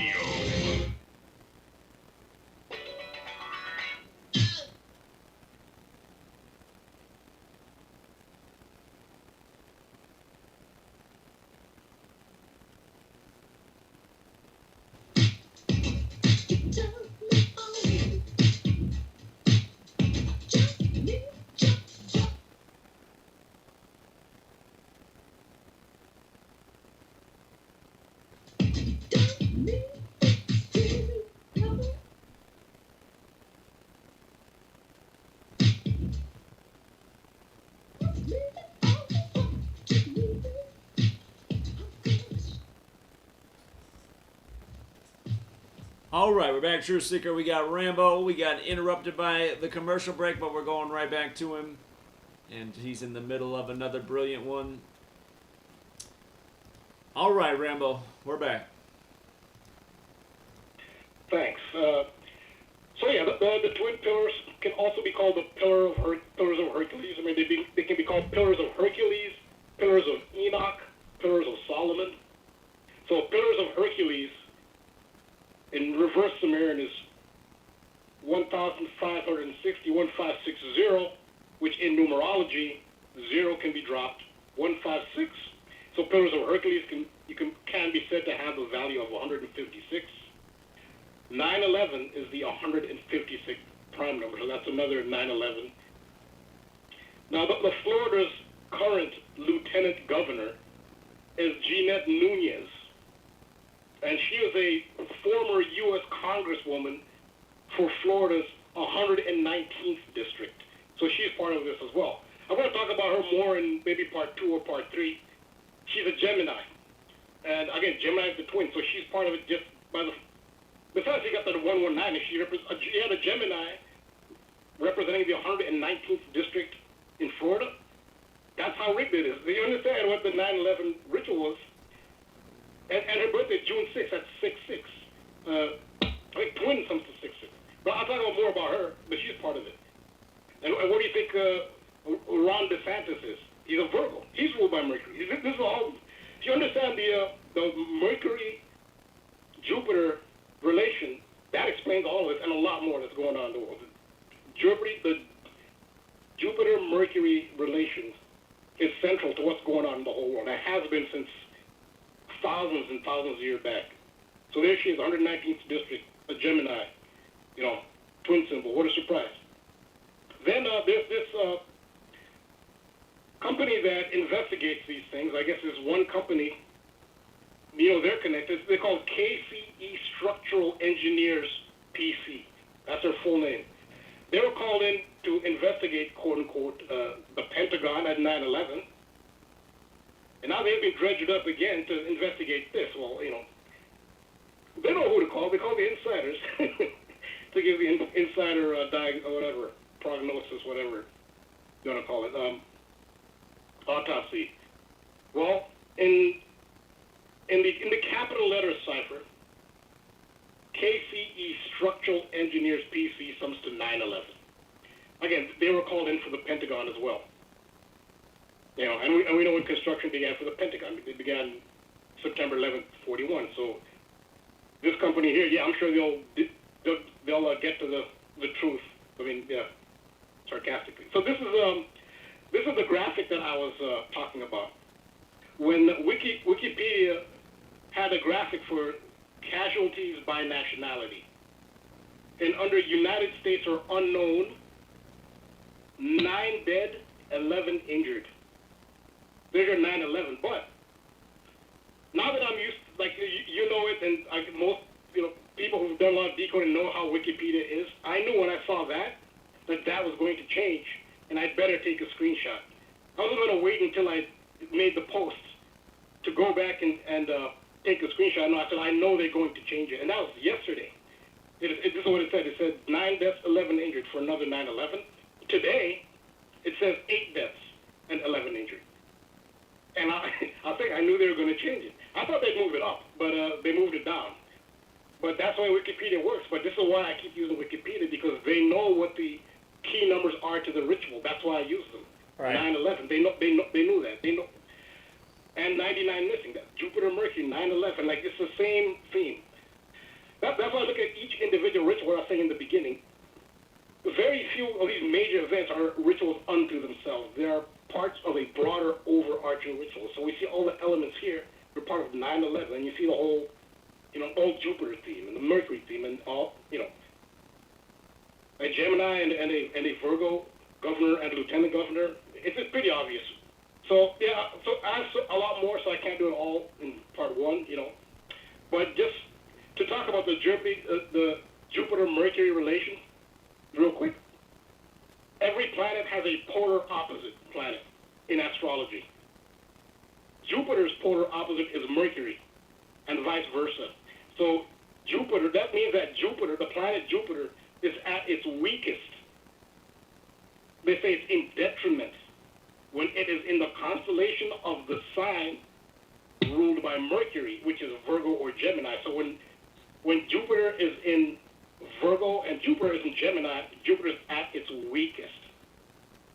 Mercury, likewise, is at its weakest when it is in a sign ruled by Jupiter, which is Pisces and Sagittarius. They're each other's detriment, but at the same time, they work like electricity. You need the opposite poles in order to get electricity, or in order to get energy. So detriment doesn't necessarily mean that they're always enemies and should, always avoid each other. They actually together they can actually provide a balance, the same way electricity works. So it's kind of it's not that black and white. It's complicated. They're enemies, but at the same time they need each other. That's how the opposites work. That's how you get electricity. So signs ruled by Jupiter are directly opposite signs ruled by Mercury in the zodiacal wheel. So I showed the zodiacal wheel, how Sagittarius is directly opposite Gemini. Pisces is directly opposite Mercury. So on the wheel, whatever sign is directly opposite, that's the detriment. That's the ruling planet. It's all about the ruling planets. And you'll see that in a lot of rituals. But for this particular ritual, it's the Jupiter-Mercury opposition. Again, which is not necessarily, they still need each other for balance and harmony. That's the way it works. And it's called the mutable cross. These are mutable signs. It's actually the upside down cross, St. Peter's cross. That's these 4 signs. So twins are the symbol of Gemini, and since Gemini is ruled by Mercury, twins are a symbol of Mercury, which also rules Virgo. I understand how DeSantis, the governor of Florida, is a Virgo. He's part of the ritual. His lieutenant governor is a Gemini, who used to represent District 119. So September 11th, which this ties into, was at its core a destruction of Mercury Jovian ritual. And I just want to leave one important note for part 1. I might be a part 3 as well. I'll at least be a part 2. It's important to stress that there is no exclusively positive planet or sign or exclusively negative planet or sign. All planets and signs have multiple properties, positive and negative. A practitioner invokes a particular aspect of an entity for the sake of their intention. If their intention is evil, then they will invoke the negative aspect of the entity. Jupiter has a positive side, has a lot of positive attributes. So I'm not, make it clear, I'm not saying that Jupiter is evil just because these people are evil, they're used, but that doesn't mean that Jupiter is evil. Absolutely not. In fact, known as the Greater Benefic. It's actually considered the most positive planet. It's associated with luck, benefic. That's where you get the term jovial. When you're happy, happy-go-lucky, jovial, that's Jupiter. One person who embodies that aspect of Jupiter is Shaquille O'Neal. He's a Pisces. He's ruled by Jupiter. Physically, he's Jupiter because he's a massive, he's like the planet. But he has that jovial aspect of Jupiter. And of course, he did not get along with Kobe Bryant. That was organic. That was genuine. Kobe Bryant was Virgo, Mercury. Those two are the perfect example of how the zodiac works. How Mercury and Jupiter, the Pisces and Virgo, polar opposites, are the detriments of each other. That's why Shaquille O'Neal, he fully embodies Jupiter, did not get along with Kobe Bryant. That was purely organic. That's how the zodiac works. So, yeah, so Jupiter also is the greater benefic. But this group of sorcerers who are prevailing, who have prevailed since ancient Sumer, chose the negative aspects of Jupiter for their intention. So I'm not going to cast it's not Jupiter bad, Mercury good. Mercury, like every planet, has bad side. Mercury also is the god of deception. It's the god of thieves. I did a whole thing on how Mercury comes to 41. That's why April 1st, April Fool's Day 41, it all has to do with Mercury, because Mercury has to do with deception and lies on the negative side, but enlightenment on the positive. So, again, it's important to make that clear. It's not that Jupiter's good, Mercury bad. That's not how it is. So, yeah, so Jupiter, those in charge like Jupiter because Jupiter rules the realm of kingship, authority, and empire as well. So, yeah, I'll leave it at that. That's part one. I have a ton of stuff on that. Hopefully I will get to part two and maybe part three. Okay, so, Rambo. Yeah, that's that for today. I look forward to it. And again, just to clarify the point I'm making earlier, the Jesuits are continuing on the traditions that go back to Babylon, just like how we've talked about how the Catholic Church is essentially the whore of Babylon as written about in the Bible. And the fact that modern Freemasonry was created in the Jesuit stronghold of the city of London on June 24th, that this building fell, and this building equals the Jesuit order in 3 out of the 4 ciphers. Again, are you saying it's not the Jesuits behind this current ritual? It's the entity above them, which would be something spiritual? No, I'm saying that the Jesuits are answering to... there's something they're answering to. Because if you see what the Jesuits are doing, you'll see that it's something that's been going on for millennia. Right. So, like, 3,000-4,000 years ago, Jesuits didn't exist, but that same force entity existed. That same... Like I said, they're carrying on... Exactly. They're carrying on the tradition that goes back to Babylon. So they are it now. They are the thing now that is all that. Okay. Yeah, absolutely, yeah. Okay. All right. That's why another thing with the Temple Mount, I just want to say the Temple Mount, that's actually a former Roman fort. That's really not the original Temple of Solomon. So what they trick people into worshiping Rome, which is Jupiter. Exactly, and then you look at that, how that's the modern understanding, which is not in line with the history. But again, you look at that's the history of the Knights Templar. The Jesuit logo has the Templar cross in it. We know modern Israel is a creation of the Catholic Church and the ongoing agenda. Again, like I always say, all roads lead back to Rome, and then from there they go back to Greece and Egypt and all the way back to Babylon. But I mean, right now the entity that's responsible is Rome. Well, it's further back than Babylon. It's Sumer. It starts in Sumer. All the archetypes, the original archetypes, are all Sumerian. Sure. Jupiter is Enlil. And didn't that? So the original archetype. That is true. Like that's where all of language goes back to, and Babylon came out of that. So. Yeah. Right. Yeah. Okay, Rambo. I appreciate it. All right. Yeah. So yeah. That's it. Yeah. Awesome work as always. Thank you. All right, take care. All right, have a good one. All right, so yeah, Rambo tying together more dots. And then that was cool. I didn't realize that the temple even had that direct relation to Jupiter, which makes it's just funny. See, that's how they plan out things, though, you guys. Why wait until 2021 to do it? Obviously, part of the reason is Thursday. It fell on a Thursday this year, the Jupiter day. and it had 17 date numerology. Mason is 17, God is 17, G in the Masonic logo, 17, the 7th prime, God equals 17, geometry, gematria. So, yeah, and again, just the whole, the time of Cancer, the moon, the date of a full moon. So this year, Masonry's birthday just had so many perfect things coming together. A full moon, Jupiter, 17 date numerology. Again, modern Freemasonry was born June 24th, 1717, in the Jesuit stronghold in the city of London, the banking district. Let me see. I think next up, forgot where we were. I think it's Knoxville, Tennessee. How you doing, Knoxville? What's up, man? Hey. Hey. Just a few things, man, that I caught on to. Oh, by the way, I'm not gonna take too much. by the way, just for tonight's question for everybody who calls in, just what do you think of the whole flat Earth thing? Is it good for the truth community? Has it been a divisive thing? What do you think about it? You don't have to give a long answer, but I just want to see what people's consensus is on flat Earth. Man, I mean, I'm not on the fence, because one thing I know about is, even in the book of Job, man, he says it's a sphere. You know what I mean? And I mean, that's pretty far back. Yeah, I mean, let's just be real. You're right. A globe is older than NASA. It's older than the internet. We've seen that shape for so long. But it really does make sense to me that it would be a sphere, especially with poles that shift within the sphere. You know what I'm saying?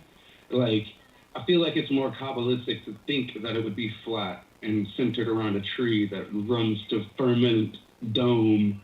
It's too old world for me to fully go into. I don't know, though. Well, that was an interesting response. I'm not going to. I'm just going to hear what people have to say tonight. So, interesting response. I do appreciate it. Thank you. Hey, no problem, man. But even on the 42s, man, the Cosby Show, Huxtable, Arizona's one. Arizona's a 42. You know, where was Cosby released from? SCI Phoenix, so State Correctional Institution Phoenix. Or I didn't SCI Phoenix. Oh my goodness, man! And it just reminds me that Arizona was the last state to recognize Martin Luther King Jr. Day. Public Enemy, with the power grid going down, had Arizona on the album cover. They had the 91 song By the Time I Get to Arizona about Martin Luther King being taken forever to be recognized in Arizona. So wow, yeah, Arizona 42. What a joke, man! What a joke. Right. And I mean, if you want to, go ahead and get on your calculator and write SCI Phoenix and then write Pride Month. They're direct matches. It's the last day of Pride Month. Okay. Huh. That's interesting. Okay. I mean, that one just got me. I was like, wow. But there's a little CNN article. It was Cosby, once known as America's Dad. You write out America's Dad. It's 42. But it was sentenced Tuesday to a 3 to 10 year in state prison, drugging and sexually assaulting Andrea Constad. You look her name up. It's a 133. And you can see a little farther on that Montgomery County, Pennsylvania Judge Stephen O'Neill said that it was a serious crime. He said this was a serious crime. This was a serious crime is also 133. So even back then, you know, I mean, I'm sure you covered it, but it was like, just straight to the numbers, and I looked up 133 and another 133 on a list of a few, of 5 at least. Federal Bureau of Investigations, a 133. Eye of Horus, or the all-seeing eye, back of the dollar, 133. That's all New World Order. You have Vibration, that was a 30 or 133. I mean, Phoenix Suns is a 133, along with Lady Liberty. And today was the new mini statue, Lady Liberty of New York. You know what I mean? It arrived. Strengthening ties with France, like we need that even, like what, you know, we already got a big one, why do we need a little one? Thanks, I guess, but I don't know, you know what I mean? This is craziness. But I put in from September 26th, when Cosby was put in prison in 2018, to June 30th today, and I mean, it was just a few weird things, but it was, what was it, 2 years, 9 months, and 4 days. 294 is scripted by the numbers. You write that out, 294. It's also got a 93, just like in the Huxtable. But you're right, Bill Cosby, it's 144, and he was in prison for 144 weeks. You know, Arizona's 84 and 42, just like Jesuit, and Bill Cosby's 54 and 144, like Jesuit order. Yeah, so it fits. I mean, let's just laugh with them every now and then, you know, because I mean, dang, they try so hard. They try so hard. Well, they don't try, they do. They do so hard. I mean, they're just shoving the whole world around, so. I try so hard over here. I know what trying is. I try so hard. It's just not enough, apparently, so. They're doing it. Man, you reaching out. I'll give you that. You're doing good. But, yeah, 77 again. Donald Rumsfeld, 77. But it's also, 184 days left in the year today? Right. What was 184? 184 left in the year. I couldn't tell you anything off the top about 184. I know that the 181st day of the year is the 42nd. No, I couldn't either. Yeah.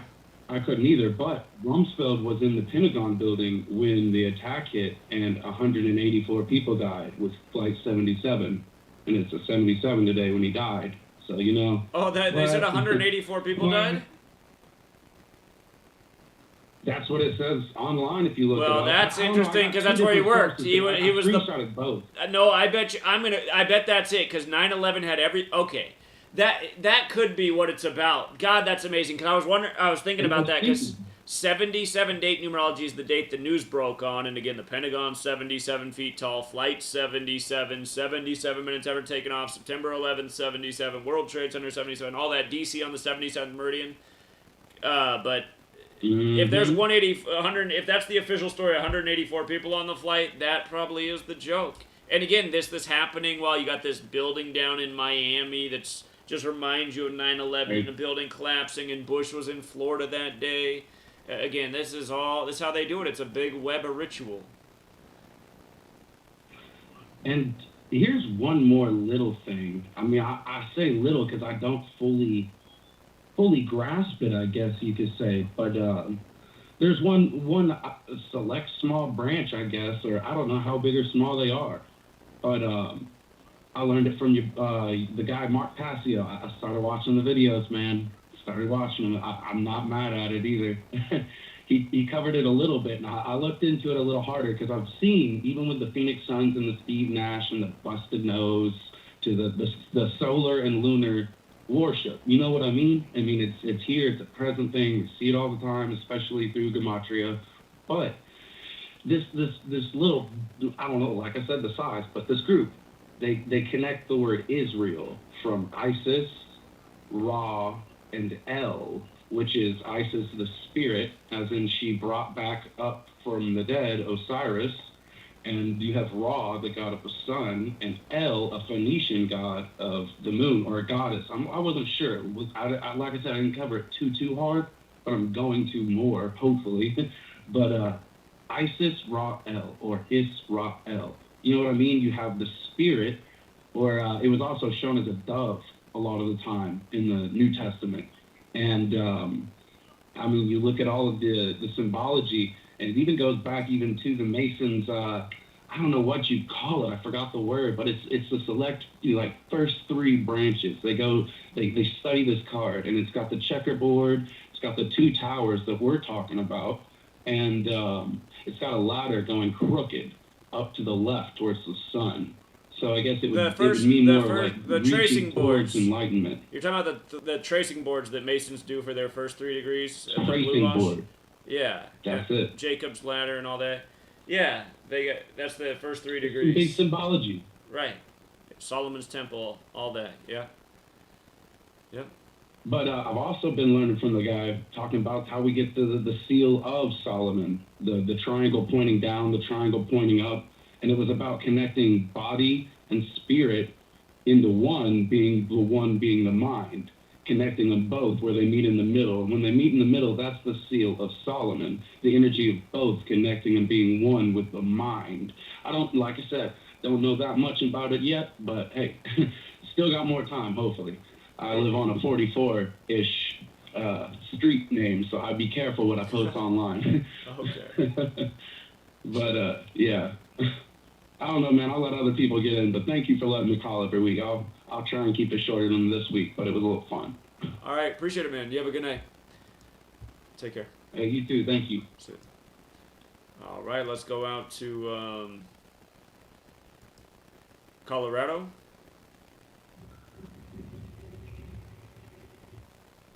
Okay, he hung up. Let's go out to 412. 412.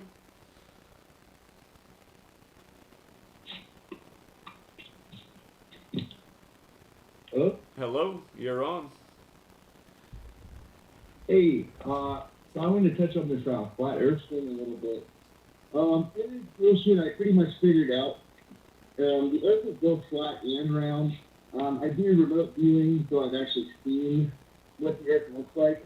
There does seem to be maybe some sort of thing blocking the physical body from leaving the Earth, so the permanent thing might be real. I'm not really sure whether I'm not physical when I'm up there. But is there any way you can fix your phone? Is there any way you can fix your connection? Somehow it's hard. It's weird. I don't know how to describe it. Sounds off. Hello. That sounds better. Hey, did you hear anything? Did you catch anything I said? I heard you say the Earth was both flat and round, and then it the sound got funny from there. So. Yeah, it's a classic divisionary tactic that they're pulling on people to make people think that it's your classic divide and conquer kind of thing. It's both, and it's also open to what your perception is.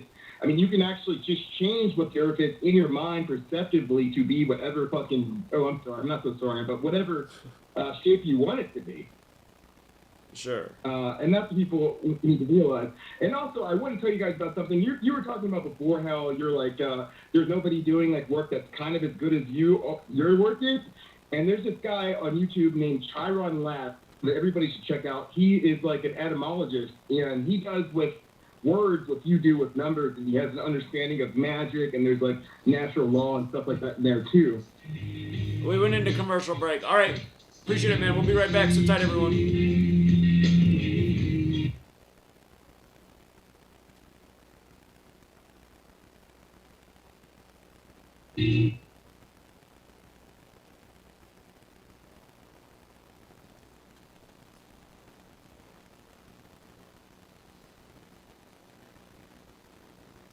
Censorship and regulation is becoming an ever-growing problem in today's modern media. From the mainstream to YouTube and Google, the information you're looking for is buried by official narratives and propaganda. This is why TFR is 100% uncensored, unregulated, and listener-supported. The shows on TFR are not micromanaged by the station, and our hosts are free to speak their minds however they please. As such, the views and opinions expressed on our station are of those who make them. If you happen to hear anything offensive on TFR, please send us an email to toughtitty@tfrlive.com, and we'll be happy to tell you that we really don't give a damn. We stand for freedom of speech and non-censorship. If you also stand for free speech, you can go to tfrlive.com/signup and sign up for a TFR supporter pass and help us in our mission to keep the airwaves uncensored and unregulated. TFR Live, your uncensored and unregulated protection from this. Bee farmers say they alone keep bees from overrunning the planet. It's the Onion Radio News. This is Doyle Redland reporting. The National Association of Bee Farmers declared today that they are the last line of defense in preventing bees from running wild everywhere, and that without their discipline and vigilance, bees and their powerful vines would choke all other life out of the entire planet Earth. NAPF President Joel Karras. If it wasn't for our constant picking and canning, this world would be ruled by peas. The bee farmers went on to warn government officials that without a massive increase in subsidies, next year's bee crop will crush us all. Other stories in the news today. The The Texel Corporation introduced their newest innovation today, a lifelike cybernetic account executive that the company says practically sells itself. Priced at only $800,000, the SalesBot XK3 features an attractive titanium shell and state-of-the-art emotion manipulation software. If you can find me at a lower price, I'll match it. No questions asked. SalesBot XK3 employs the 3 guarantees of robotic sales, the last of which stipulates that the robot will self-destruct if the customer isn't completely satisfied. Finally in the news, 12-year-old seeing eye dog Clancy doesn't get around like he used to. Nowadays, he can barely take his master on a walk around the block without running him into a light pole. Hoping to retain his independence, Clancy has purchased seeing eye squirrel Filbert McTwitch and says the companion rodent has been a godsend. Soon after purchasing the seeing eye squirrel, both Clancy and his owner John Broomfield were pulled into a nut factory and shelled alive. Doyle Redland for the Onion Radio News. You are now tuned into the truth frequency. We are TFR. TFR. Truth Frequency Radio.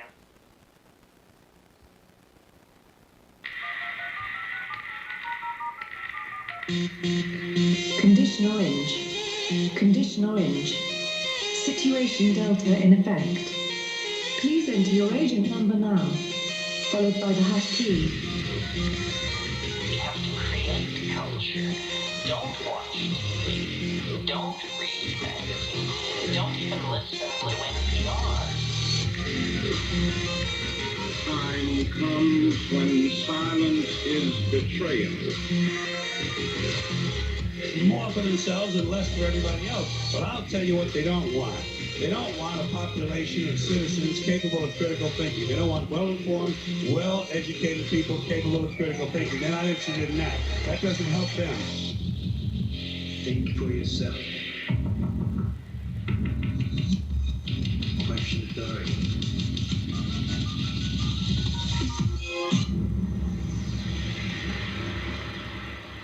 This code has been compromised.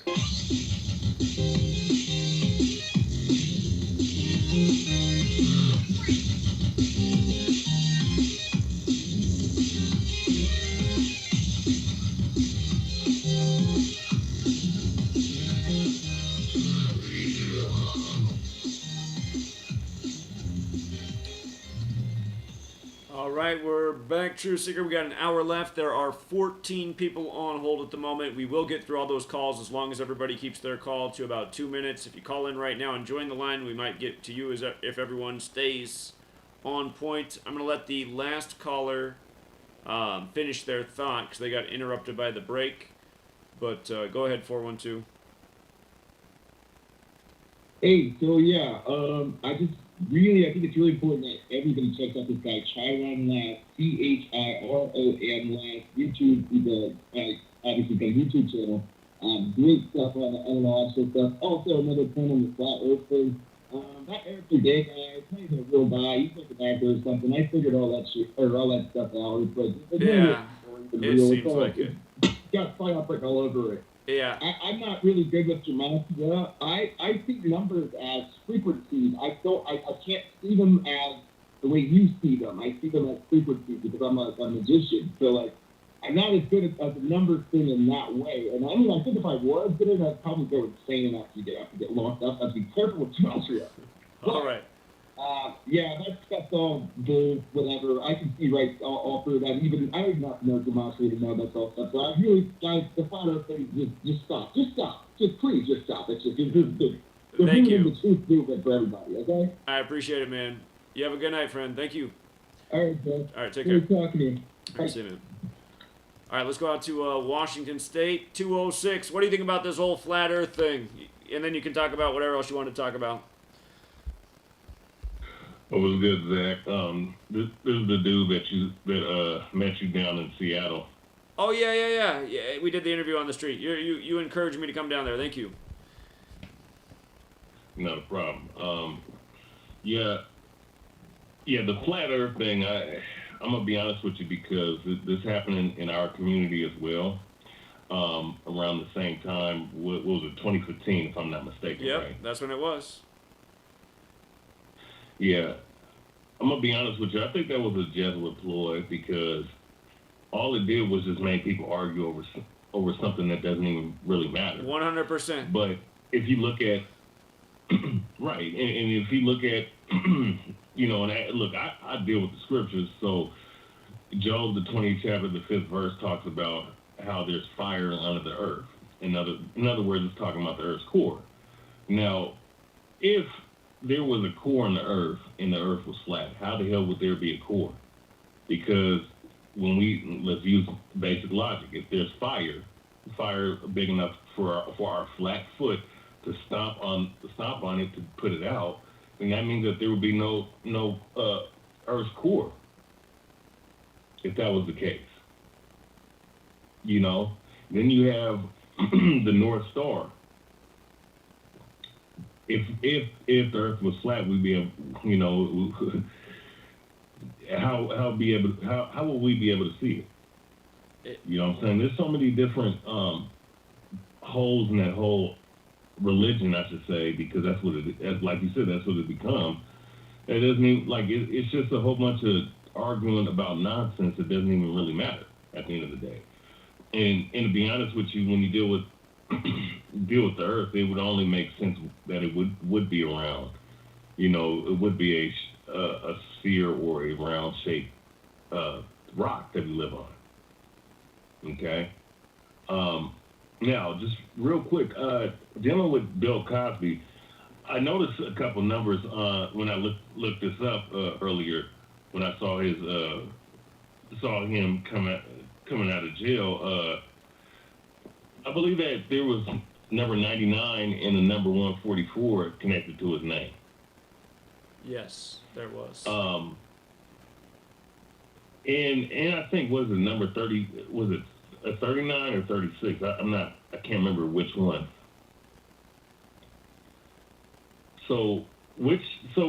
Well, I guess my question will be, what will be your thoughts about that? Just real quick, just in a brief sense. The numbers in his specific name, Bill Cosby. Yeah, well, he's got the 54. He's got the 54 and 144 in his name, just like Jesuit order. And again, Jesuit's 42, like Arizona, like today's the 181st day of the year, the 42nd prime Cosby show, 42 Huxtable, 42. So the same old stamp on the ritual. And again, we know who's running the show. Right. Yeah. And the reason why I asked that was because how deeply immersed is he? Because is he like a grand wizard? I mean, like a grand wizard or something like that? Because obviously this is a shaman ritual, and obviously he wasn't going to do much time, serving the sins that he served. So, You know what I just realized? I just realized that Jello equals 54 like Bill Cosby. No wonder, man. Bill Cosby and his Jello commercials. Jello. Oh yeah. That was old ass commercial. Always, he did Jello. He did the Jello commercials forever. So. Yeah. Yeah, it's true. But yeah, those were my quick thoughts, just real briefly. All right. Well, I appreciate it, and thanks again for coming out at Seattle and sticking it out there in the rain, man. Appreciate that. Oh, not a problem, man. Appreciate it. All right, friend. You have a good night. Thank you. Thank you. All right, take care. All right, 954. What's up, 954?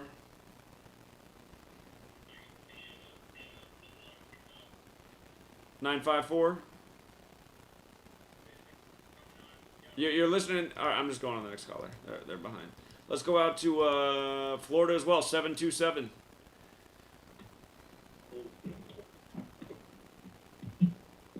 Hello. Hello. How are you doing? Doing great. It's John from Pike Street, Farmer John. Yes. And yeah, you met my son-in-law down there at Pike's Place. Indeed. And when you're going to come out and see the farm. Well, I would love to do that. I guess we'll have to plan a date. Can I call you on this number? Yeah, absolutely, and emailed you as well with the phone number, so you can call anytime, and we can discuss that. There's the topic that you're on right now. I don't know if I want to touch it with the whole shape of the earth thing, but like I said on my other call, you have to know the difference between what you know and what you believe. Truly. And in our lives, we've proven to ourselves, to one degree or another, that we're victims of beliefs, right? True knowledge, believe things as truths that turns out that they were lies. And the more you look into your beliefs, the more lies you realize. Indeed. And you're just victim to. Well said. And as it turns out, we might and probably still are stuck in certain beliefs. Yes. And back in 2015, I kind of figured out a way to determine whether or not a thing was a lie believed or not. And that way is emotion. So if you find yourself getting emotional about a particular subject, it requires investigation. You have to really look into that thing and see why we're emotional. Think about all of the things in the media, all of politics. It all involves emotion, and people just act on emotion. You can break down any political... McCain versus Obama. If you really read their platforms, it's the same thing. We all know two wings of the same bird. It's all bullshit. But people get emotional about it because they love their government, their freedom, democracy, all the things the Jesuits taught us over and over, instilled in us. So that, if anybody can, and it's real hard, like what I'm saying is real simple. Know what you know and understand what a belief is, and that we're full of beliefs, right? That's a real simple sounding statement, but for some reason, I look people eye to eye and I say that and they're nodding their head in agreement, and then you'll mention Bill Cosby, 42, all the coding, and they'll agree, nod their heads with that, and then they'll say, oh yeah, Bill Cosby, we'll let him go, he's a good guy. Immediately jumping into the story. It's crazy. Right. So we're in a fix, right? There's more in the universe than all of philosophy. So we have to understand our minute ability to comprehend everything. Fact is, none of us knows where the hell we are and why we're here. And that's why there's so much emotion around the topic of religion. People have to have a belief, something to ground themselves in. And it's very, very scary when you have to start shedding some fundamental, some foundational things, right? So, the whole flat earth deal, man, we really, that would require time to have a discussion where two people are just explaining what they know, what's knowable, what's provable. If you can't prove it, it doesn't belong in the discussion. But it takes a long time, conditioning from birth. But one thing you can do is you can look at the Jesuit connection to heliocentrism. Truly. Look at Copernicus, Galileo, Newton, and Einstein. These are the guys that gave you a ball. They're all Jesuits. And then you yourself, you show coding in heliocentrism all the time. Mm-hmm. And it's done from all the movies. You got Universal with the ball. You got a ball in the crib. You got a ball. It's just nonstop, right? And then you mentioned how celebrity got involved. Well, who was involved? Tila Tequila, B.O.B., Shaq O'Neal, who got shamed on Jimmy Kimmel Kyrie for Irving. coming out saying the earth was flat. So Kyrie they just Irving. made a joke and a mockery of it. So who's really in control?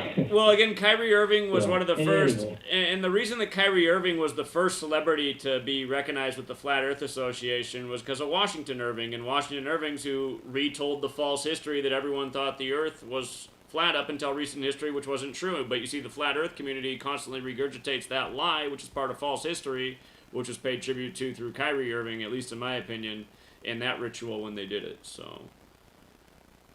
Well, sure, absolutely, and go into the history of the ball versus, when it was flat. Christopher Columbus, he was part of the Catholic Church and going to fall off the edge of the earth. He was going to prove it was flat. Christopher Columbus, for Pete's sake, as obvious as can be, 33 CC. Right. So he's part of it. So all of these things. So I don't know what's going on. One thing, I'm really getting a grasp on understanding what I know and what I don't. And I don't know what the fuck the Earth shape is, but I know for a fact it's not a ball. It can't be. My son, who you met, a master's degree in mechanical engineering. We started just looking into this topic way back 6-7 years ago. The more I researched, the more I couldn't come up with confirmation of the ball. It just goes on and on. Even the tilt, 23.4 degrees. From 90 degrees, what do you have? 66.6. Right. Right. So there's all that type of coding in it. So I don't know, but I think it is worth getting into expanding what you're doing, gematria, numbers coded into words. That's absolute truth. You can prove that. You can know it. You do it every day, right? And that's where the frustration comes in when people just shrug it off and they won't even fucking look into it. It's ridiculous.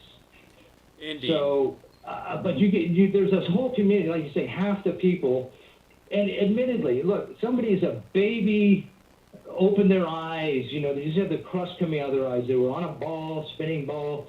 They believed Neil deGrasse Tyson, and, another Jesuit puppet going out and dropping his mic and saying gravity, asking him what gravity is. Gravity, we can measure with it, but we don't know what it is.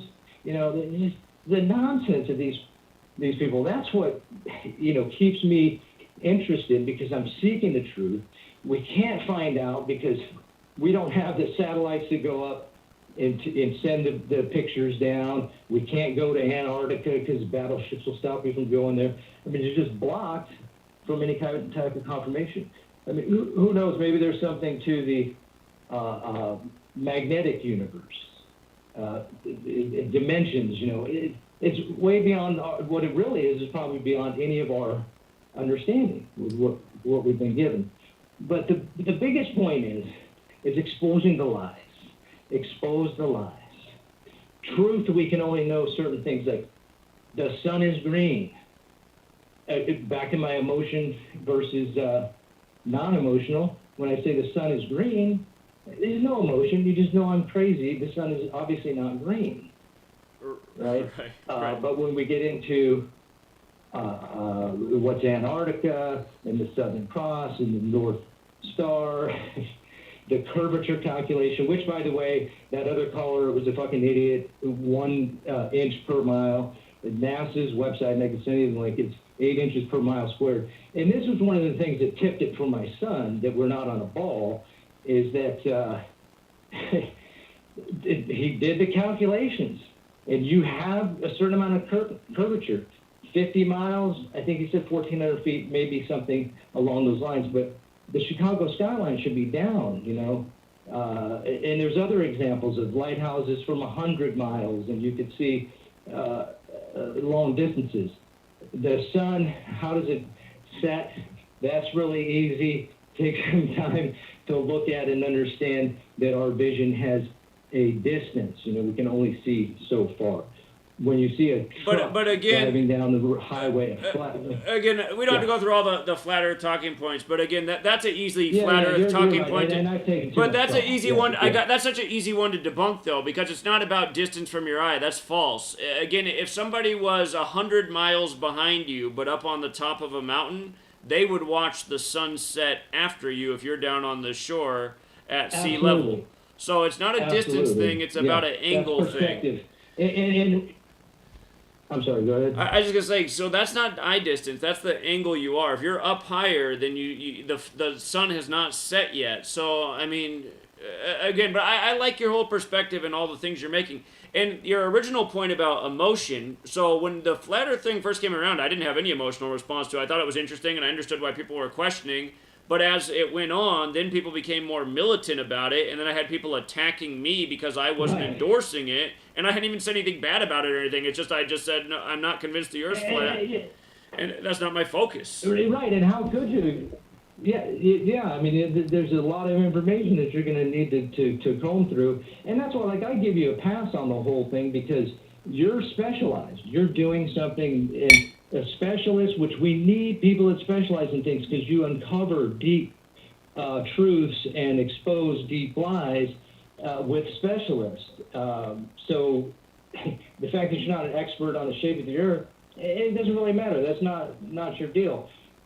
But exposing lies is, and we could just look at and see what the Jesuits have done. And you're right. With The heliocentrum is a good point because heliocentrism equals 201 like the Jesuit order, and all of this stuff happened in the same moment in history. Heliocentrism, the English language as we use it today, the Gregorian calendar. 201, we know how important that is to the Jesuits. Remember, Event 201 was their coronavirus pandemic simulation. Then after Event 201, then we're living out the pandemic, and they've rebranded what we already understood as seasonal illness, but now they've made it supposedly this deadlier thing, and they're going to show us just how deadly it is while keeping up a death count, while also having Deborah Birx go before the news and explain why they're paying $15,000 to every hospital that confirms that a person died from COVID, even if they were dying from 8 different types of cancer. So again, we see how science can just change our understanding of how we knew the world just days ago before, and how they can put a big 201 on it. So I don't disagree that we could be lied to about everything, even possibly the shape of the Earth. But again, I just, at the same time, like I said in 2015, are we going to argue about something that none of us can prove, or are we going to stop the agenda that's surely coming, and here we are? So again, I don't know how any of the flat Earth research is going to help stop the agenda that's now going on. I know how if the world embraced what I've been talking about all this time, we could stop the agenda today, but that's a big if too, and how do we get people to embrace it? Hey, man, you just suck, man. You're just not good at it, man. We need somebody good. No, I'm just kidding. Well, sometimes I wonder. Seriously, the truth. You want to hear something trippy? So back in 2015, it was my middle son. He came to me and said, "Hey, Dad, NASA didn't land on the moon. There's a flat." And I'm like, I didn't even say anything. We were driving in the car. I get it home. I'm like, you're going to disprove what he's saying in 3 minutes. I type in high definition video of Earth from space. So no results there. And then I just like, how about picture? And then I got a bunch of cartoons, and boy, then I was in for trouble, And I went down that rabbit hole.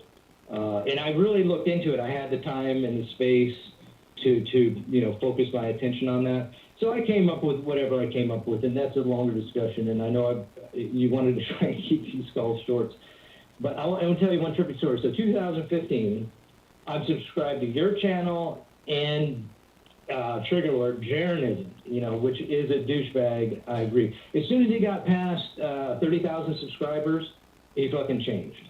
Absolutely. Mark Sargent, the guy you're talking about, lives with his mom. He's actually a very successful game programmer in Colorado. He's from Whidbey Island, and he lives there. Total fucking scam artist, sellout. I mean, they put Eric Dubay out there, Jesuit ties. They put Matt Powerland. He's a trip if you really want to see a wacko. And he was the guy that came out and did a comedy routine about real or fake, and he had pictures of the Earth. So anyway, I was actually tuned in to the call that you had with Jeranism. And I didn't realize any of the backstory of how you guys got there to that discussion. I was just there to observe what happened. And he just really had all these facts, but you were not prepared to deal with it. And I would be pissed if I was you. But I think that colors a little bit of your attitude. Well, hold on. Just to rewind, this is many years ago now, but it was a total douchebag move by Jeranism, because what he said is, He goes, don't go do any research. I just want you to do this show tonight, and I just want to talk about, you know, just like flat Earth real loosely. But he's like, don't go do any research. It's not going to be like that. We're just going to have a loose conversation. Well, I get on there, and him and his wife are like, it's not 20 questions. It's like 200 questions. Just like quiz. And I was like, okay, this is exactly... Yeah, I was there for it. Yeah, It was but fucking it ridiculous, was man. exactly what he said it wasn't going to be. And then when I got one thing wrong, then he made a video of that and uploaded it. And I just like... But I can't say too much about him because he has a radio show on this network as well, and now he's the big net. He's not on TFR. The Baby Truther show and the Glowbusters are all a bunch of fucking. Oh man, I can't stand listening to those guys. Well, again, Jeranism's a big celebrity now because he's on the Netflix movie, proving that his experiment goes against what he was trying to prove. Actually, it was, and that was a big psyop, and it was going through the flat Earth community, and I'm like, oh, you fucking idiots. You know, like they're going to make you look like fools with this documentary, and they sure did. It was Netflix. Do you think they were going to come out with any truth? Nah. And they set those guys up, and Sargent, Patricia Steer, and all these people, they participated in that. Yeah. Without question. Well, so it's a big mess, but there's something to it because they wouldn't put this much time into it. Okay, last point, and then call me anytime, like I said, we can... have further discussions about anything. There's a lot other more interesting topics, too, that we can get into. Oh, shit. No, I forgot what I was going to say. Yeah, I've got some good samples for you when you come out. We have killer pre-rolls and flour and some of the best dabs and edibles, like whatever, you don't really need to go to a store anymore, but it's too bad. I'm like 2.5 hours from Yakima, 3 hours, 3.5, 4. But anyway. Well, I'll contact you and we'll figure out it and come give you a visit. I do appreciate the call tonight, and I look forward to checking out the farm. So thank you so much. Yeah, we got a really cool thing with that meeting that I had. We're ending up. I think that group's buying the 40 acres. It's a campus that I established. There's 5 licenses out there, and they're going to upgrade it from where it is. I have a 5,000 square foot indoor, but we're going to add a bunch of this. So there's really cool stuff going on there. And I know you have a passion because you were in the medical market. And the legalization 502 just killed it. It was the worst thing that happened. As a matter of fact, I had 50 growers up on that farm in 2017. And you'd see bumper stickers on cars like vote no on 502.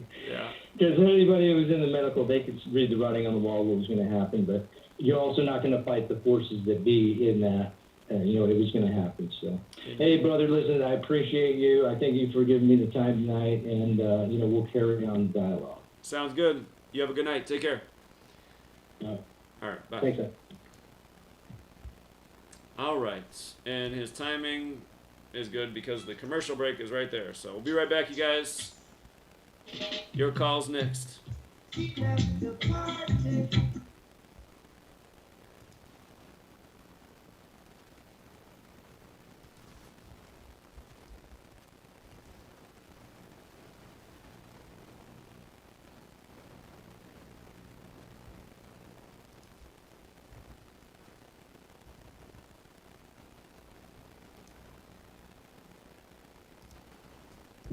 cayenne, hawthorn, bilberry, ginkgo biloba, valerian, and milk thistle. Extendivite feeds our body with the right nutrients to keep us healthy. Just listen to what Arthur has to say. I was just calling to tell you what a great product you have. I had used this about 10 years ago after I had congestive heart failure. And it fixed me up and got me going for the last 10 years. Lately, I've been having heart trouble again, so I placed another order because this was the only thing that ever worked. And I just wanted to let you know that you have a great product. To order, call 1-877-928-8822. That's 1-877-928-8822 or visit heartdrop.com. Extend your life with Extendovite. Your home has needs. It needs a healthy, dry environment all year round. Start by getting rid of the worst air in the basement and crawl space, where the problems begin and make the whole house sick. Introducing the new Smart Wave Ventilation Unit. It has advanced technologies to continuously reduce moisture, mold, and odors, and expel radon, gases, and pollutants. And now, Wave units include carbon monoxide detection to automatically expel air at a high rate and send you an alert. It also has an app so you can remotely monitor the conditions. Wave is a comprehensive, maintenance-free, affordable solution that will transform your entire home. Protect your home and family with what it needs. Give it a new Smart Wave Ventilation Unit. For more information, call 888-717-WAVE. That's 888-717-WAVE. Or go to dryhealthyhome.com. That's dryhealthyhome.com. Wave Home Solutions for a healthy, comfortable home. Fear is the mind killer. Fear is the little death. This is Uncle Walt from the Ironworks. Josh, Corey, and I have chosen to look at life with no fear. No fear of the unknown. No fear of questions about the supposedly well-known. No fear of ridicule for thinking outside the familiar fool's lines. No fear of the boot on the neck of those refusing the party line. No fear of taking on those so convinced of their beliefs they would sooner drink the Kool-Aid than believe they've been fools made. In this world filled with food cattle think, can truth's protective layers be peeled back to show the tender, juicy pink? Are we all just grist for the mill? Souls sold against our will, or is that just how it feels? When you're filled to the rim, with triviality so fear-filled and grim, break clear of the fear, right here. Tuesdays and Fridays at 2 a.m. on TFR. Josh and I and you will hammer out the impurities of technology-driven groupthink, fold in a dash of logic, and point it all with a bit of a flavor. The Ironworks. Break free of the fear. You're listening to the True Frequency Radio Network. No hate, no hype, no fear.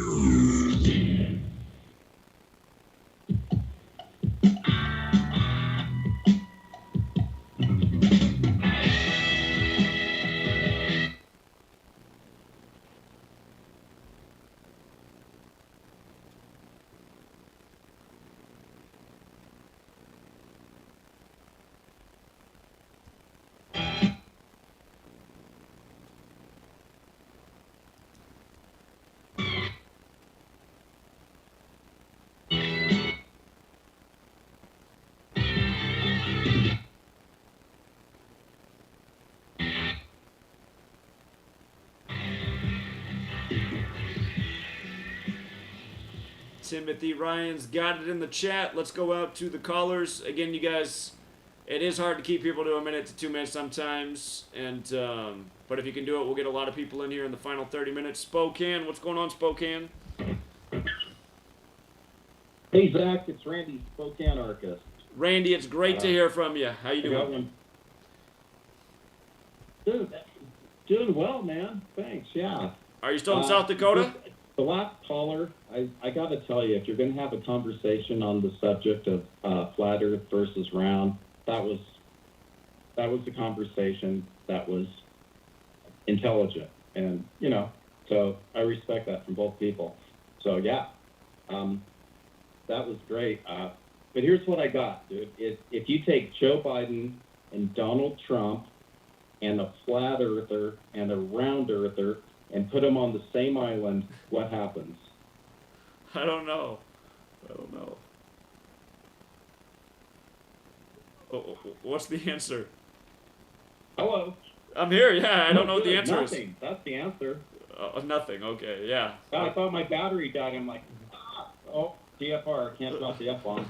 But seriously, okay, so really, what's the difference from round earther and a flat earther, or somebody who's supporting Biden and Kamala, or, Trump the chump? It doesn't matter. You're right, it doesn't. They're all part of the things here to distract us. It's the same thing, and that energy that's wasted is actually feeding the powers that shouldn't be. They can't do it all on their own, just like Freedom Seeds, Eric said last week, when we get involved, when we participate, we're feeding them too. And there's a lot of truths about, because this is a spiritual battle. That's really what it comes down to. We know who the Pope is, chatting with. So yeah, and beyond that, if round or flat, here's the thing: we may still believe a lot as far as what it is, but nobody on this call right now knows if it's round or flat. So one thing I think everybody on your show tonight, Zach, can agree with is what we've been told is probably not correct. And if we can agree on that, move forward on the subject, because, dude, flat Earth is a rabbit hole that will get you stuck, and it'll keep you there, and it'll make you defend what you think you believe, and it'll make you angry while all this other stuff is going on. That, and I'm not saying it's not relevant, okay? I mean, if I have to take a choice, I'm going flat, dude, okay? But I just see it as being something that it's held us up so long. And again, Biden, Trump, flat Earth, round Earth are on the same island. Nothing happens because they're all trying to say they're right, when in fact everyone believes a different lie. So, yeah, I can leave it there. Well, I appreciate you calling in and weighing in, Randy. I got to ask, though, what would ultimately, if you had to choose this or that, what would ultimately make you go with flat? Just because it's not what the mainstream that lies to us about almost everything is saying? For me, it's always come down to water. I just filled a new chicken coop, put it together, and I had to level it out. I used a level with a bubble.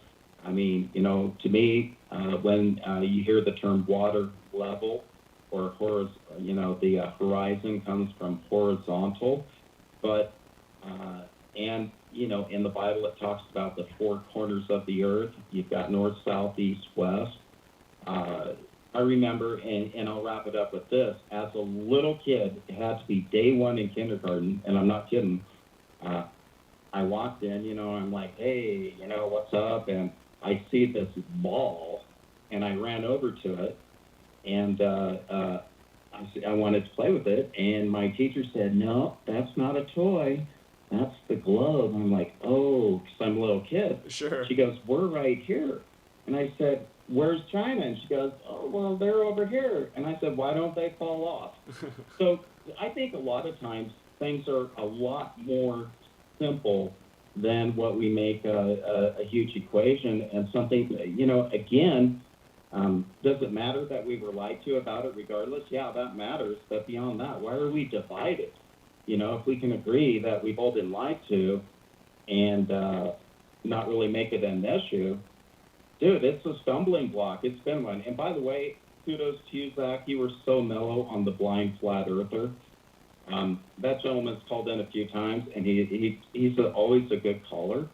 But I'm like, wow, man, because 5 years ago, you probably would have, sliced and diced him. But, I think we've all grown. And like I said, we may feel, think, or believe, but none of us know. Sure. But we do know we've been lied to. Here's what I will say, though, just to be the contrarian. I think it's, again, I give it a chance, but I think the flat Earth is kind of, there's more evidence to disprove it than the sphere, because, again, the stars in the opposite hemispheres, you can't see the North Star in the southern hemisphere. Sailors have used the North Star for distance and direction for ages. So, but again, it's a big topic, but again, I just don't know how flat Earth could possibly work with some of the observable things that we can all see with our own eyes. But we'll save it for another time, Randy. I do respect you, and I like everything you do, and again, I wouldn't care at the end of the day if you believe that the Earth was flat, as long as we could agree on the things that matter, so. That's right, man, because when it comes down to it, if you need somebody to pull you out of the ditch, do you really care what their political affiliation is? Exactly. Exactly. And what I need is people to pound pavement and help get out the word about what's going on in the agendas. And I know you're one of the few people in the world willing to do it. So if you think the Earth's flat, I don't really care about that. And maybe it is. Give you the benefit of the doubt. It's just I can't explain the stars and the sunrise and sunset. And that's always been my big hang up with the flat Earth in the beginning. I was like, there's just too many observable things that I cannot explain on a flat Earth. So. Right on. And again, you said if I had to choose, which way would I go? The reality is I don't know. That's the one one. I do know is we don't live on a round spinning ball at 23.4 degrees. Yes. From Those 90 three to words. 66. I don't know. That's just ridiculous. I don't know. People need to use those words a lot more because they're honest words. There's a lot of things that I just don't think we're meant to know as humans. And, you know, that includes just so many things. So I appreciate it, Randy. And are you still out in South Dakota? Let's quit being divided. And are you still in South Dakota? What's that? Are you still in South Dakota? No, I didn't go to South Dakota, but I'm telling you what, that whole, South Dakota is, I think that's a big setup, man. That's walking right into a trap. I see. Just, I see. Based on Christy Nomold. I got a little bit going on it, and I'll put a video up. Okay, I thought you were checking it out there, so miscommunication. But, yeah, I hear you on that one, too. All right, Randy. Have a good night, man. Thank you. Hey, thanks for the time. Have a good one. Yeah, you too. See you. Toronto. How's it going, Toronto? Hi, Zach. How are you? Doing well. How are you, Natalie? I'm okay. I got my hands dirty with doing some gardening, and I got eaten alive by mosquitoes. So no. That's always fun. Sorry to hear that. No fun. Well, Randy kind of took my talking points, so I was going to say the same thing, but something that I have noticed is that Samuel Shenton founded the Flat Earth Society in 1956 in England, and Flat Earth Society is 187, the Society of Jesus. So it's just another Jesuit agenda, probably, like most other things, right? Right. So that's what I think, and some people choose to follow it, and some people don't follow it, really. But then again, it's all about critical thinking, probably, and just reading. So I have to give a shout out to Freedom Seeds. It's his birthday today, so happy birthday, Freedom Seeds.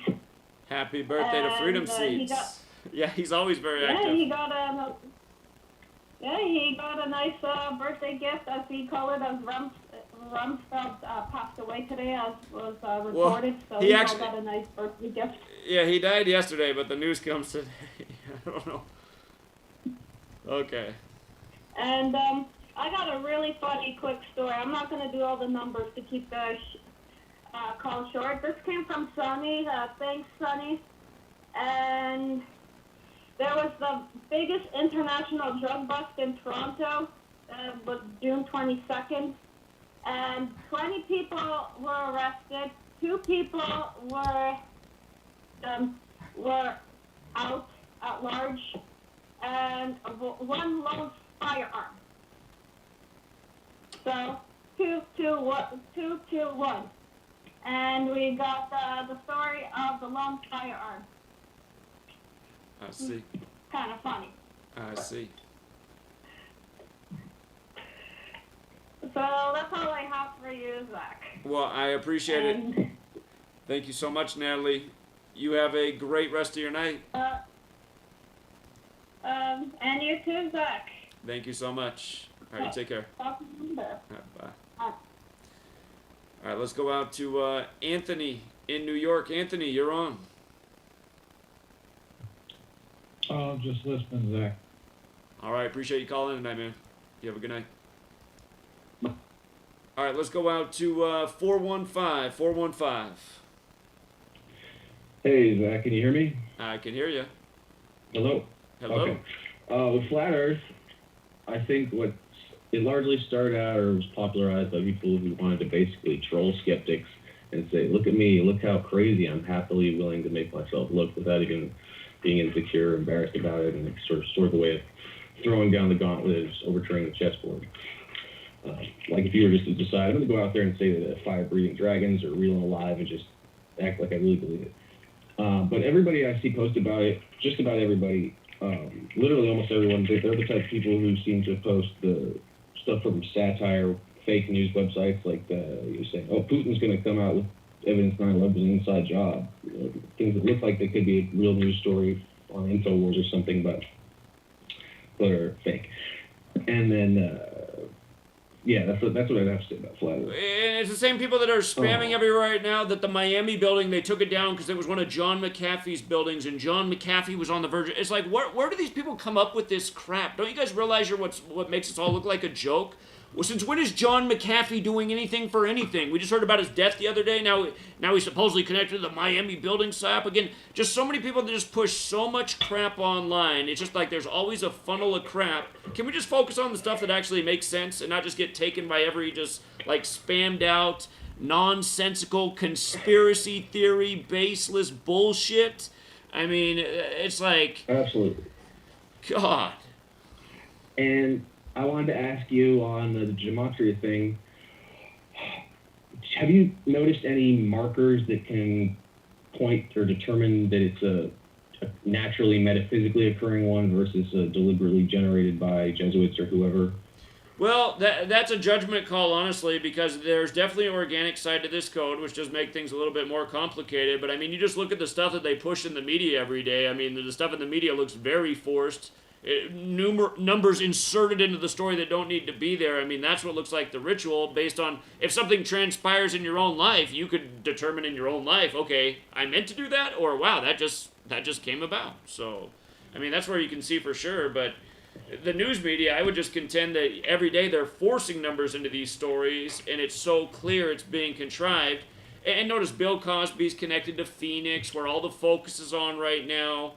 With the NBA finals, it's just like this kind of stuff is definitely not organic. This is ritual. So.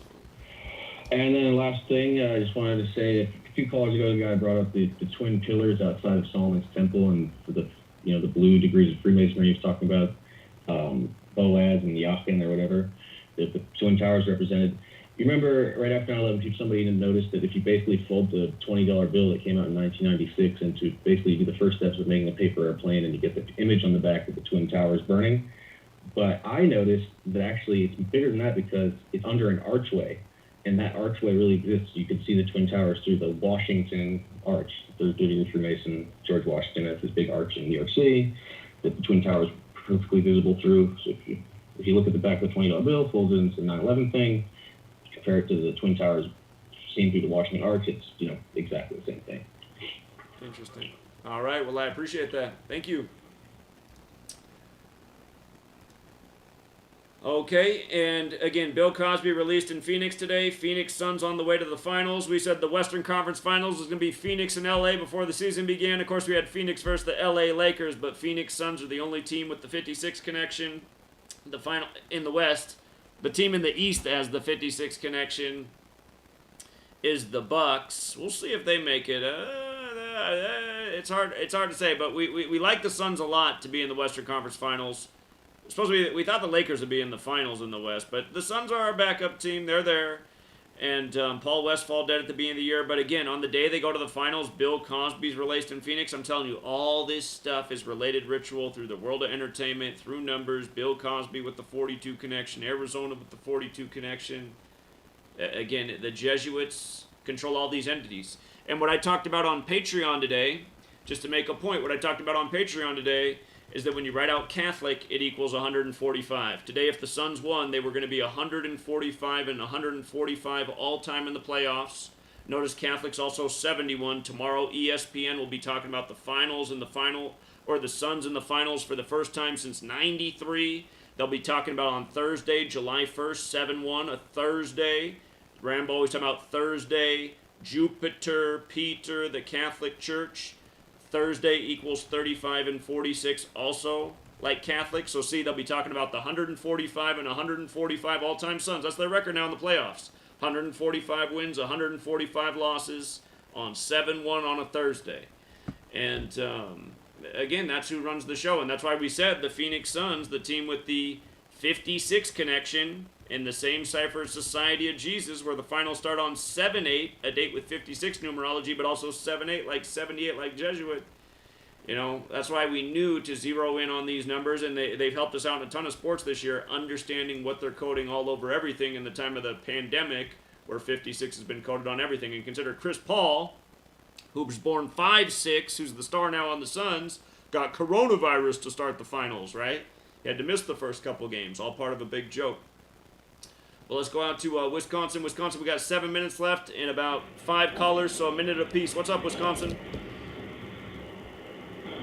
Hey, you can go on, Zach. I'm just listening. All right, appreciate it, man. You have a good night. All right, let's go out to Arizona. Arizona, you're on. Hey, oh my God, I made it. Appreciate it. You made it.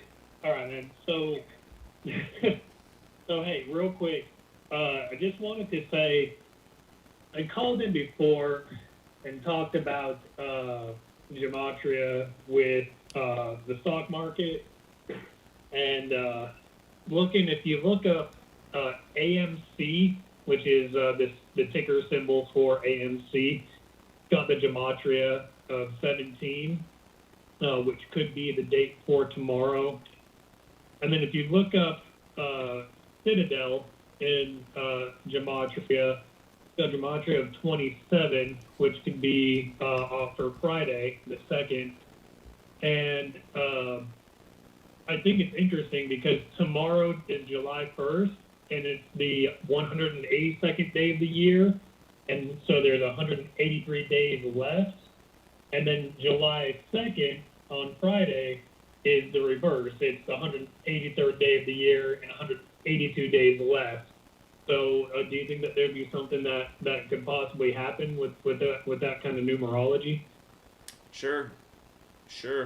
Yeah, entirely possible.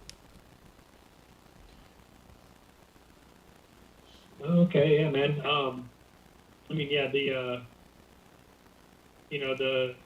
Gematria that's in it, I don't know if it's going to allude to something happening tomorrow, something moving in that stock, but I know that Citadel is one of the main hedge funds that shorted AMC illegally with illegal shares, and hopefully, something comes out of that, because you've got, tomorrow's the 1st, Friday is the 2nd, and the Gematria is in both of those.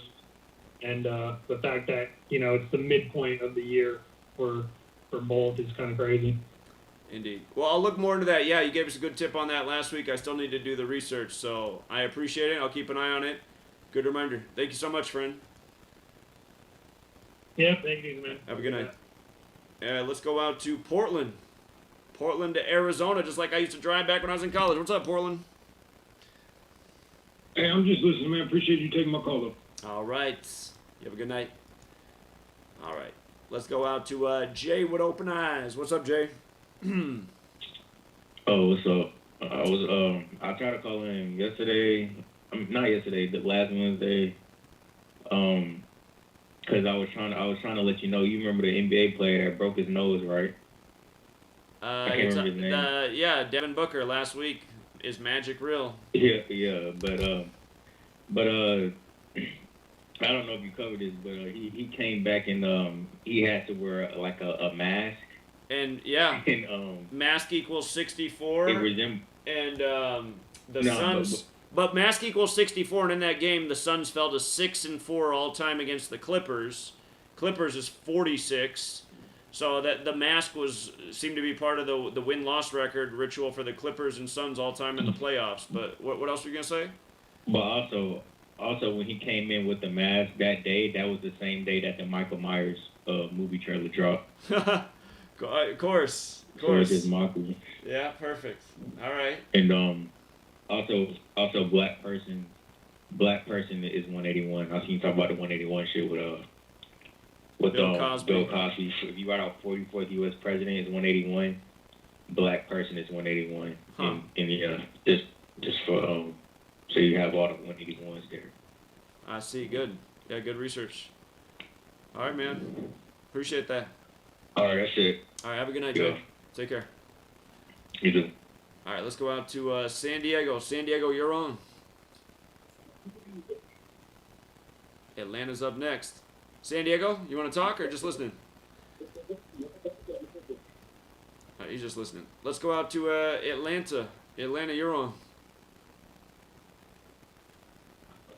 Hey, I just found your channel today. So I'm totally new to the Gematria stuff.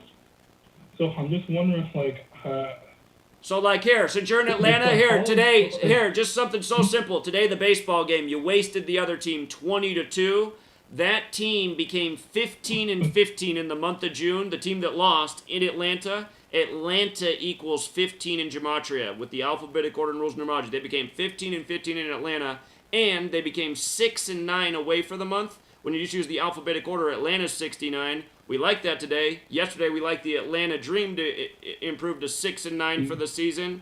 And we thought Atlanta had a chance to upset with the Hawks as well. Little movement between the WNBA and NBA. But again, this is the power of Gematria. It allows you to see how rigged the sports are in your town, to how rigged the news is. Again, it's too bad you just found this knowledge, but better late than never. But again, this will allow you to see through the matrix and just how scripted the show is. From the Rashard Brooks killing on 6/12, after the Minneapolis killing in the 6/12 area code of George Floyd, just how all this stuff's connected. The Wendy's burned in Atlanta on June 13th, the day leaving 201 days left in the year. George Perry Floyd 201, the big number of the Jesuits. There's so much more to it, but again, you just found the knowledge today. Did you come in through the Bill Cosby story?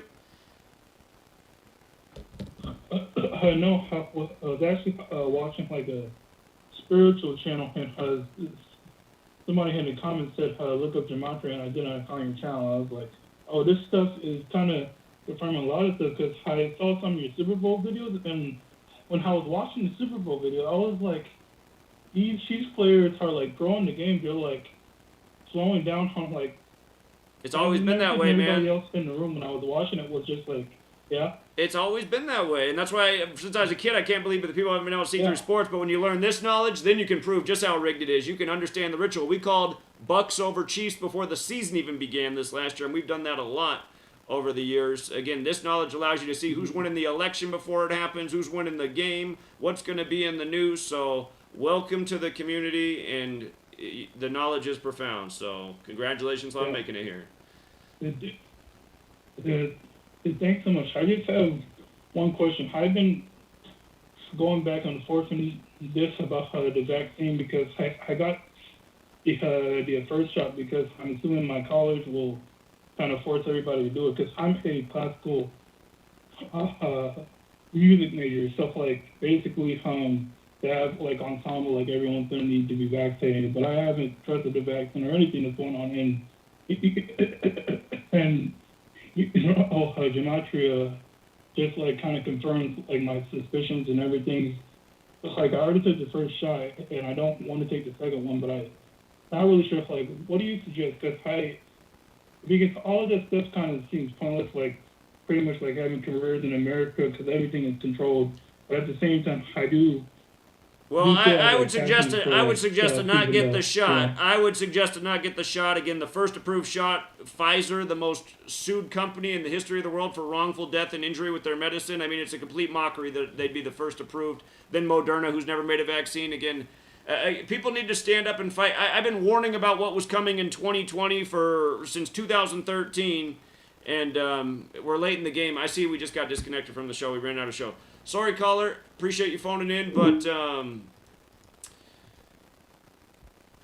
yeah, again, he's brand new here, so he doesn't know everything we talked about, but the TFR show's over, the YouTube stream's still going. But yeah, I definitely wouldn't get the shot. I definitely would not get the shot. So, anyhow, appreciate everyone who called in tonight, and yeah, just flat Earth. I mean, it's just such a divisive thing, and it's a real religion, and yeah, but I mean, there's good people in the community who are flat earthers, and you know what? Almost every person who comes and meets me in person starts talking about the flat Earth. I realize that it seems like the people who want to meet me the most all happen to be flat earthers. It's funny. I realize that it seems like almost any time I meet somebody, they're into flat Earth. They like Richie from Boston. They like Russian vids, and yeah. So I realize there's a lot of people like that in the community, and you know, like whoever you want to like, but don't expect me to, I know Russian Vids and I did a video and it seemed like we kind of got along, but again, I mean, he still isn't man enough to apologize for making 20 videos saying that the car crashing through my house was a hoax, which it was not. It was not a hoax at all. It was a very stressful event that costed me a lot of money. And a lost, time and a destroyed holiday, Not that I'm big on the day, but I was just down in Portland. I'd just gotten down to Portland when it happened to visit my family. I don't see them that much. I had to drive straight back because there was a hole in my house on Christmas Eve. And, yeah, it's just, and Richie from Boston, he made several videos showing it was a hoax. He did an analysis of the tire marks showing that they didn't make sense. And it's like, what does he mean it doesn't make sense? They drove up a grass hill and then reversed back out of there and smashed through the fence after they crashed through the house and then went through a different house. It's like, it was just funny watching all these, supposed truth channels analyze the crash site at my house and come to the conclusion of why it was a hoax. And it just showed they're all idiots because it wasn't a hoax. It's what happened.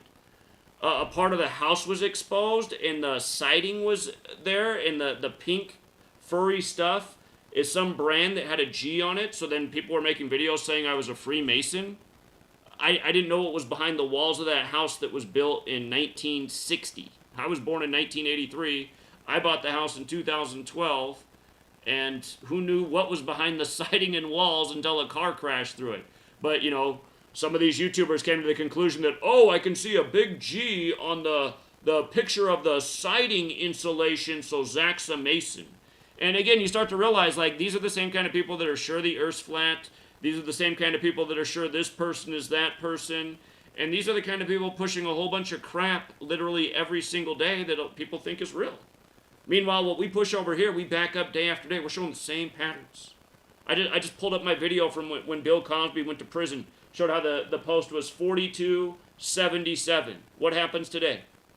On the 77 date numerology, on the 181st day of the year, the 42nd prime, now he's out. Same rituals when he went in, he comes out. Again, that's what they do. Patterns. Not to mention it's a pattern we've talked about a million times before, so. Anyway. Like I said to Randy, I know Randy's a good dude. We need a lot more Randys in the world. If Randy thinks the Earth's flat, ultimately I don't care. But, again, I really like Randy, and Randy's a totally trustworthy and everything. I have zero reason to not trust Randy. He's just a real authentic guy, real nice guy, real friendly guy, real polite guy. No, but, again, I mean, at the end of the day, if he thinks the Earth's flat, it's not really that big a deal to me. It might make me, though, I guess that's ultimately the thing that Flat Earth does, though. I gotta be perfectly honest. There's some part of me, though, that it could come up in a way, like if Randy and I found a disagreement on something else, I might be thinking, well, he thinks the Earth is also flat, too, and his argument is water, when instead he could use a lot better facts, like, you shouldn't be able to see different stars on different sides of the Earth if the Earth is flat. And again, just the thing, it's not, I'm not saying about Randy, but just when I peeked out at the chat here at the end of the show, I saw somebody left a comment about the North Star and how it never moves and how that's proof the Earth is flat. And again, that's what I see in flat earthers. It's like they don't have enough knowledge or understanding or even seem to understand perspective to, they arrive at all these false conclusions. Again, the thing about the North Star is its position. Again, if you're on a merry-go-round and you're going around in circles and there's something, way up, and you're moving, but it's just right in that spot that's fixed and it's so far away, it doesn't really seem like it ever moves because it's so far away, right? You're moving, but it's always in that same spot. But these other things that are out in a different position, you see how they're moving, but because the one thing is so central in its position, it looks like it doesn't move. And again, these things are really easy to understand, but for so many flat earthers, their brain seems to be impossible to grasp it. Like, that doesn't make sense to me. Well, that's probably also why you think the Earth's flat. Again, it's an intelligence thing. And I'm not trying to say that all flat earthers are dumb, but a lot of the flat earth community is really dumb. And I don't think Randy's a dumb person, but a lot of flat earthers that I've encountered and tried to talk to and seen what they write and the way they think, I mean, they come across as pretty dumb. And again, sorry if that offends you because you're also in the flat earth community, but again, look at the fellow flat earthers. They're like a pack of rabid dogs with rabies back in the summer of 2015, barking out all this nonsense, spewing all this false information. I mean, the flat earth community is mostly based in lies. That's another thing to take a good look at with the flat earthers. They repeat lies like they're facts.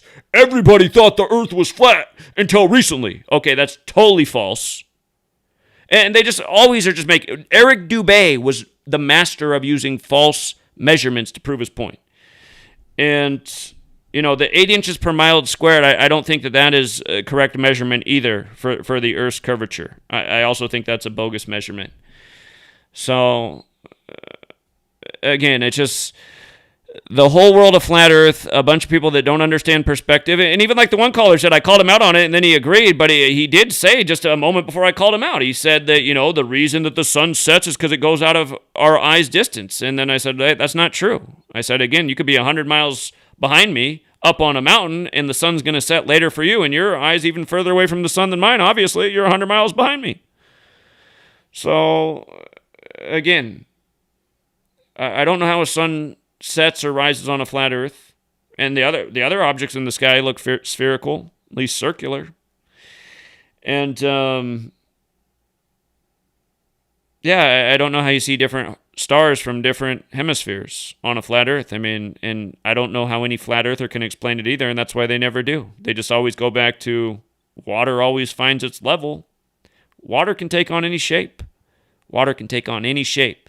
And the sphere is...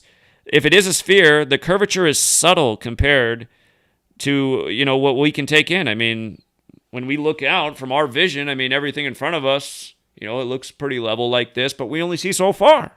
So that's not any way to say, well, when I look out at water, it's just... Anyway, I've done this same thing so many times. It's 6 years later. Flat Earth, it seems like it'll probably always be with humanity in the age of the internet. No one's engaged me in the last 6 years in public about saying the earth is flat, other than people from the community who wanted to meet me. But I got to admit, a lot of the people that have wanted to meet me, that follow my work, are flat earthers. So, and it's not like I give them a hard time about it, but I just think, like, it is interesting.